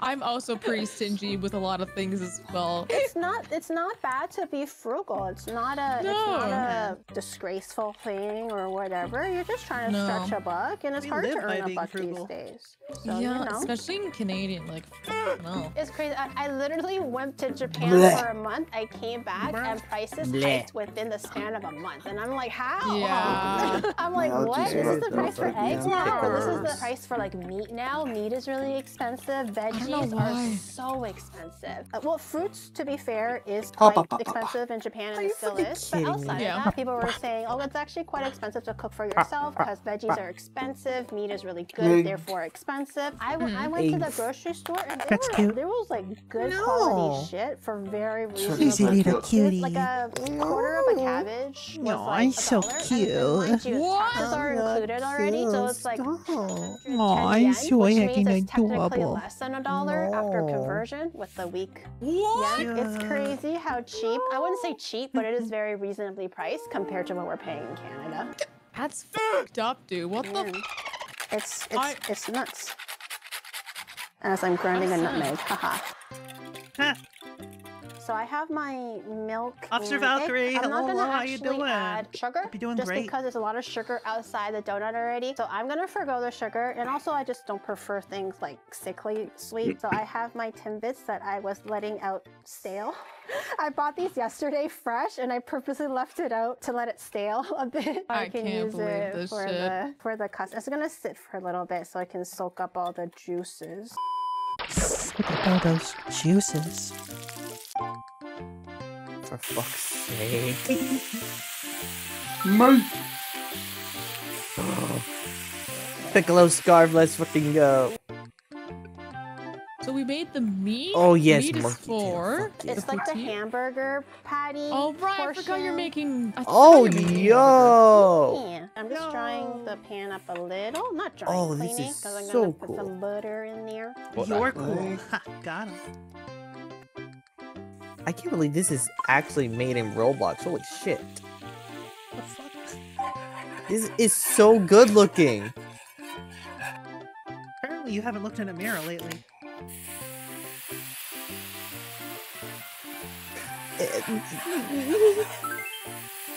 So cute. I'm ugly. There's a lot of meat for not a lot of gravy. But it should be Yes. okay. It's just like, you're okay with meaty poutine, right, Oni bro? Oni bro, you okay with some meat? I can't open this. Oh my god, Haruka, can you help me open this bottom? Oh my god, here Oh shit, you got it. You did get it. You loosened it. Now I opened it. The power of booba. Yeah, I put in some Booba? Worcestershire sauce. Worcestershire? And I put in some Worcestershire. balsamic vinegar. Oh yeah, Worcestershire sauce. Worcestershire. Worcestershire. Yeah, Worcestershire sauce. Worcestershire. Yeah, I hope this turns Worcestershire. out good. Have you had bread pudding before? Don't think so. I don't think I've ever had Howdy it the either. dudester, how you I see a doing? bunch of recipes on YouTube, so I Apparently, have the technical they were just lurking until know-how, Booba I was think. said. God, Haruka is so... Can you stop hitting on my friend? He has never said that kind of phrasing to anybody so far. I have had a lot of friends on. He has never called anybody like cute. I'm kind of like worried. Are you okay, Oni bro? Oh no, that's the boss. Never fucking mind. Wait, where did he say that was cute? I saw it earlier. It was like, yeah, Haruka's so cute. I'm like, wait, I what get about my ass me, handed though? to me. Like, I went for the boss too early. For the thing. Good job.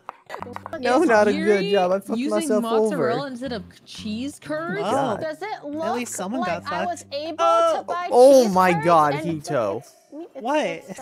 I mean, the cheese is gonna No, melt anyway. bad. So I'm gonna wing this once again. I'm not sure why I'm winging so many things. Too bad. I have No. Clamato, the basis of How the fuck am I supposed to fight back? I have some ice. Oh my god, stop fucking beating me up. Worcestershire sauce, right? Is it Rex, Worcestershire I get sauce that or you're having a Worcestershire? stressful time, but like, Right. A dash of Yeah. Worcestershire. This is the worst Worcestershire sauce I have. I have some lemon juice here. I'm gonna line need my joke. cup with some lemon juice, and then I'm going to line that cup with celery salt. I don't actually know what goes into celery salt. I'm assuming celery and salt. Salt and ground celery seeds. Oh, so we've been lied. Okay. So it uses celery seeds, not the celery itself. Let's see. Look how cute my drink is, chat. Look. That is cute. Yay! I've actually never made it before. This is my first time. Oh my god, I'm stealing your first. Maybe the gravy needs to be a little more thicker, or maybe that's just because of the angle I'm looking at. It is thicker because it's cooled down now, so I'm just like reheating it. Oh, But- I don't know cooking. I'm just shitting out of my asshole. Oh no, you're good. It's a valid question. It's not. I don't want to like backseat on your cooking when I don't cook myself. Chat loves the backseat. I had no idea one can get backseated at cooking until doing more of these more often. And it's not even like, oh, I think, or, you know, maybe. They're just like, you're doing it wrong. I actually did see one comment from someone. They're like, I just realized that she's using the silver whisk for this. And I'm like, what's the difference? My apologies, guys. I know I should have used the red whisk, but that's on me. I can't believe it. Why does it matter? Can you Yoink. just wait, Oni bro? I'm literally at the edge of plating and you just keep stealing my shit. Can you wait? Oni That bro's asshole. hands revealed. Let me put my gravy on. Ooh. Ooh, you're making me hungry, dude. Oh, that looks good. I wish actually they're IRL to eat, so. You're supposed to put the cheese first, see? Where's the gravy? I put the gravy in the... Okay. Here, this one has more. And take your stupid ass Caesar too. I don't want to see your face. I made hamburger poutine. Canadian, you know, in case you guys didn't know. Haruka and I are from Canada. A Caesar that's here, but I had a prettier one. Also, I did make a Timbits bread pudding. Why? Because Timbits are, guess what? Canadian, just like us. And it looks like a nice caramelized bread pudding with some vanilla ice cream. Oh. It doesn't look too Yeah, bad. I love how the Timbits, you can just see them. They're just in the bread. Yeah. Ooh, it's like a chocolate and the sprinkles from the birthday cake. Oni bro has give us the verdict, by the way. It is not bad. 7.5 out of 10. Oh, it's not too bad for something that I winged out of my ass. That's not too There you go. Here, try the bread pudding, actually. The bread pudding is soft. Ooh. Like a wee bit sweet, but not overpowering. It's not like disgustingly sugar. And it's like nice Yeah. and soft and tender from the custard that's been sitting in. And I did spike the custard with like cinnamon, nutmeg, and ginger and all that stuff because, you know, Oh, winter. I'm jealous. Get some ice cream. Put that on that shit. 3 out of 10.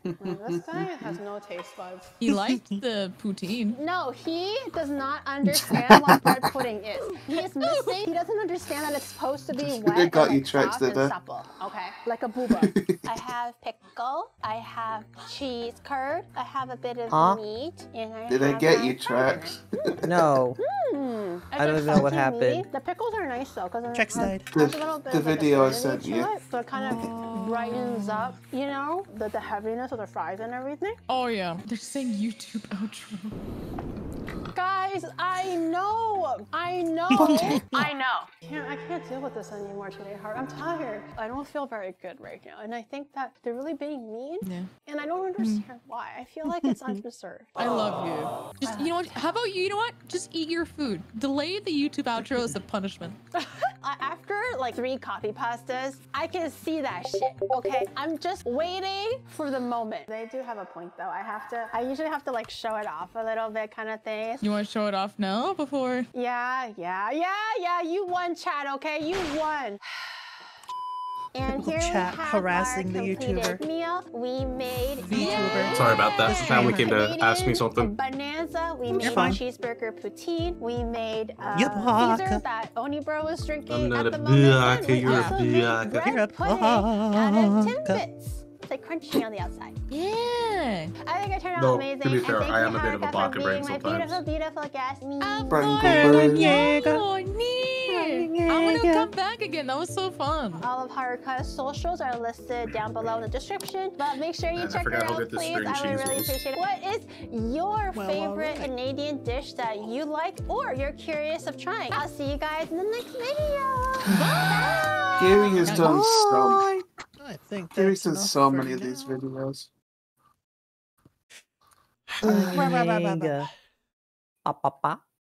Squish the tracks. Squish the tracks. Yes. You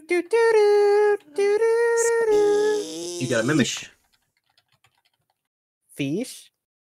No, squish. Oh, squeeze. Yeah, Squish that me. tracks. Oh, I just noticed the sound alerts are gone. Squish me. What do you mean they're gone? No, for the like the chandelier and stuff. Yeah, I took those ones off. That's fair. The song ones. Oh my goodness, is that a mimic chest over there? Hello. It's a Mimi. How you doing, mimic? 50,000. How is the Holy chest crap. of the mimic doing? Potatoes. How is mimic today? Har-bar-bar, har-bar-bar. Are you sure about that? Bar-bar-bar, bar-bar-bar. I don't know, that sounds a bit sus. Bar. Whoa now. Calm down. You don't have to get racist. What? Jeez, Aegis. MH. I am confused. What just happened? Eating Vito just tacos for being breakfast, life is good? Hell yeah. Pog. I mean, You know, eating tacos at any time of the day is pretty good. breakfast tacos are pog. Doesn't even have to be specifically breakfast tacos, just any tacos. Yeah. Those that don't know, breakfast tacos are like breakfast burritos. Usually has egg in it. Egg and or Eggs. bacon. I remember I was so confused when like they started doing breakfast tacos at Taco Bell. Yeah. Wait, really? Yeah, that's a thing now. Yeah, they use instead of using a hard shell, they use a soft waffle.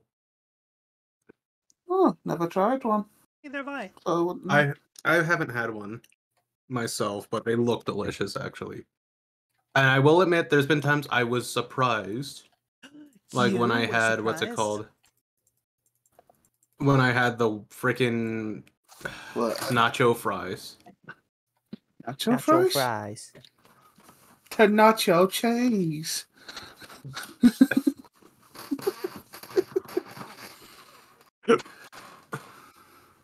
Guido, do you remember Wallace and Gromit? Yeah. Cheese. There's a video I want to show you. Did you know that Cheese, series Gromit. is responsible for bringing a cheese factory back to life?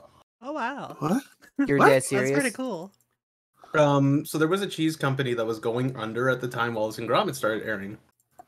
And Oh, Wensleydale it was, wasn't it? yeah, and the only reason why they chose it because it looked really nice to animate.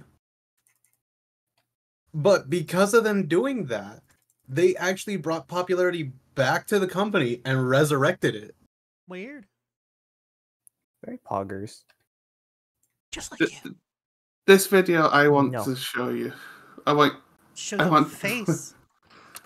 Here you go. Put it in mute for you.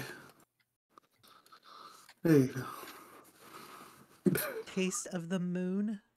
Cheese. Just watch it. It's brilliant. When you say brilliant, you mean it's stupid as fuck, right? Oh yeah, most definitely Yeah. stupid as fuck. Alright guys, get ready to suffer. Oh, I've seen this guy. He's great.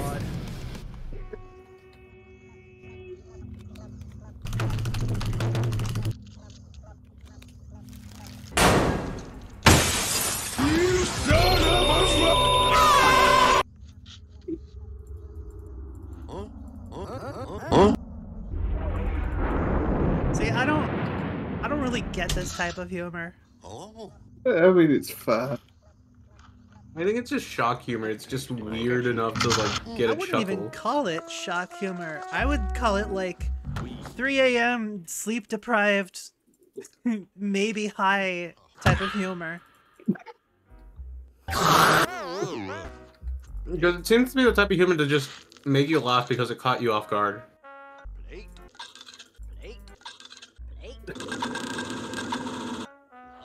Grommet.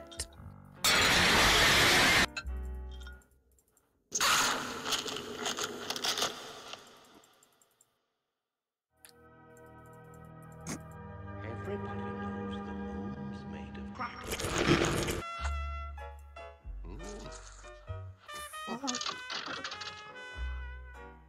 I will admit the internet has ruined my humor to the point where some of this stuff is just hilarious.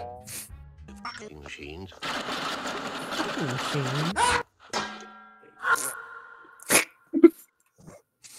My humor is definitely broken now. Although I find the funny ones from this were the were the one where it was like the Puss in Boots ones. Oh, they're brilliant. Yeah, I'm not a fan. It's fine. Just wanted to show you it. Yeah, that's not really my type of humor. I mean, totally fair. Yeah. Well, with that said, I think I'm just about done for now. Moo. It was about almost a 3-hour stream. That's good enough for me. Yeah. Yeah. Yes, Kita, it is British humor. Yeah, very British. It's Tuesday, isn't it? It's Tuesday, isn't it? Actually, it's Friday. You know It's what we mean. Friday. No, please no. I do not want to hear that song playing in my head. Friday. Everyone Shut up. Friday. No. Cope, Seath, and Maul. Yeah, well, you know what? Meow. Meow. Blocker. You blocker. But yeah. Thank you all so very much for watching. No raid today. And yeah, hope y'all had fun. And I hope to see you all next time. Bye-bye.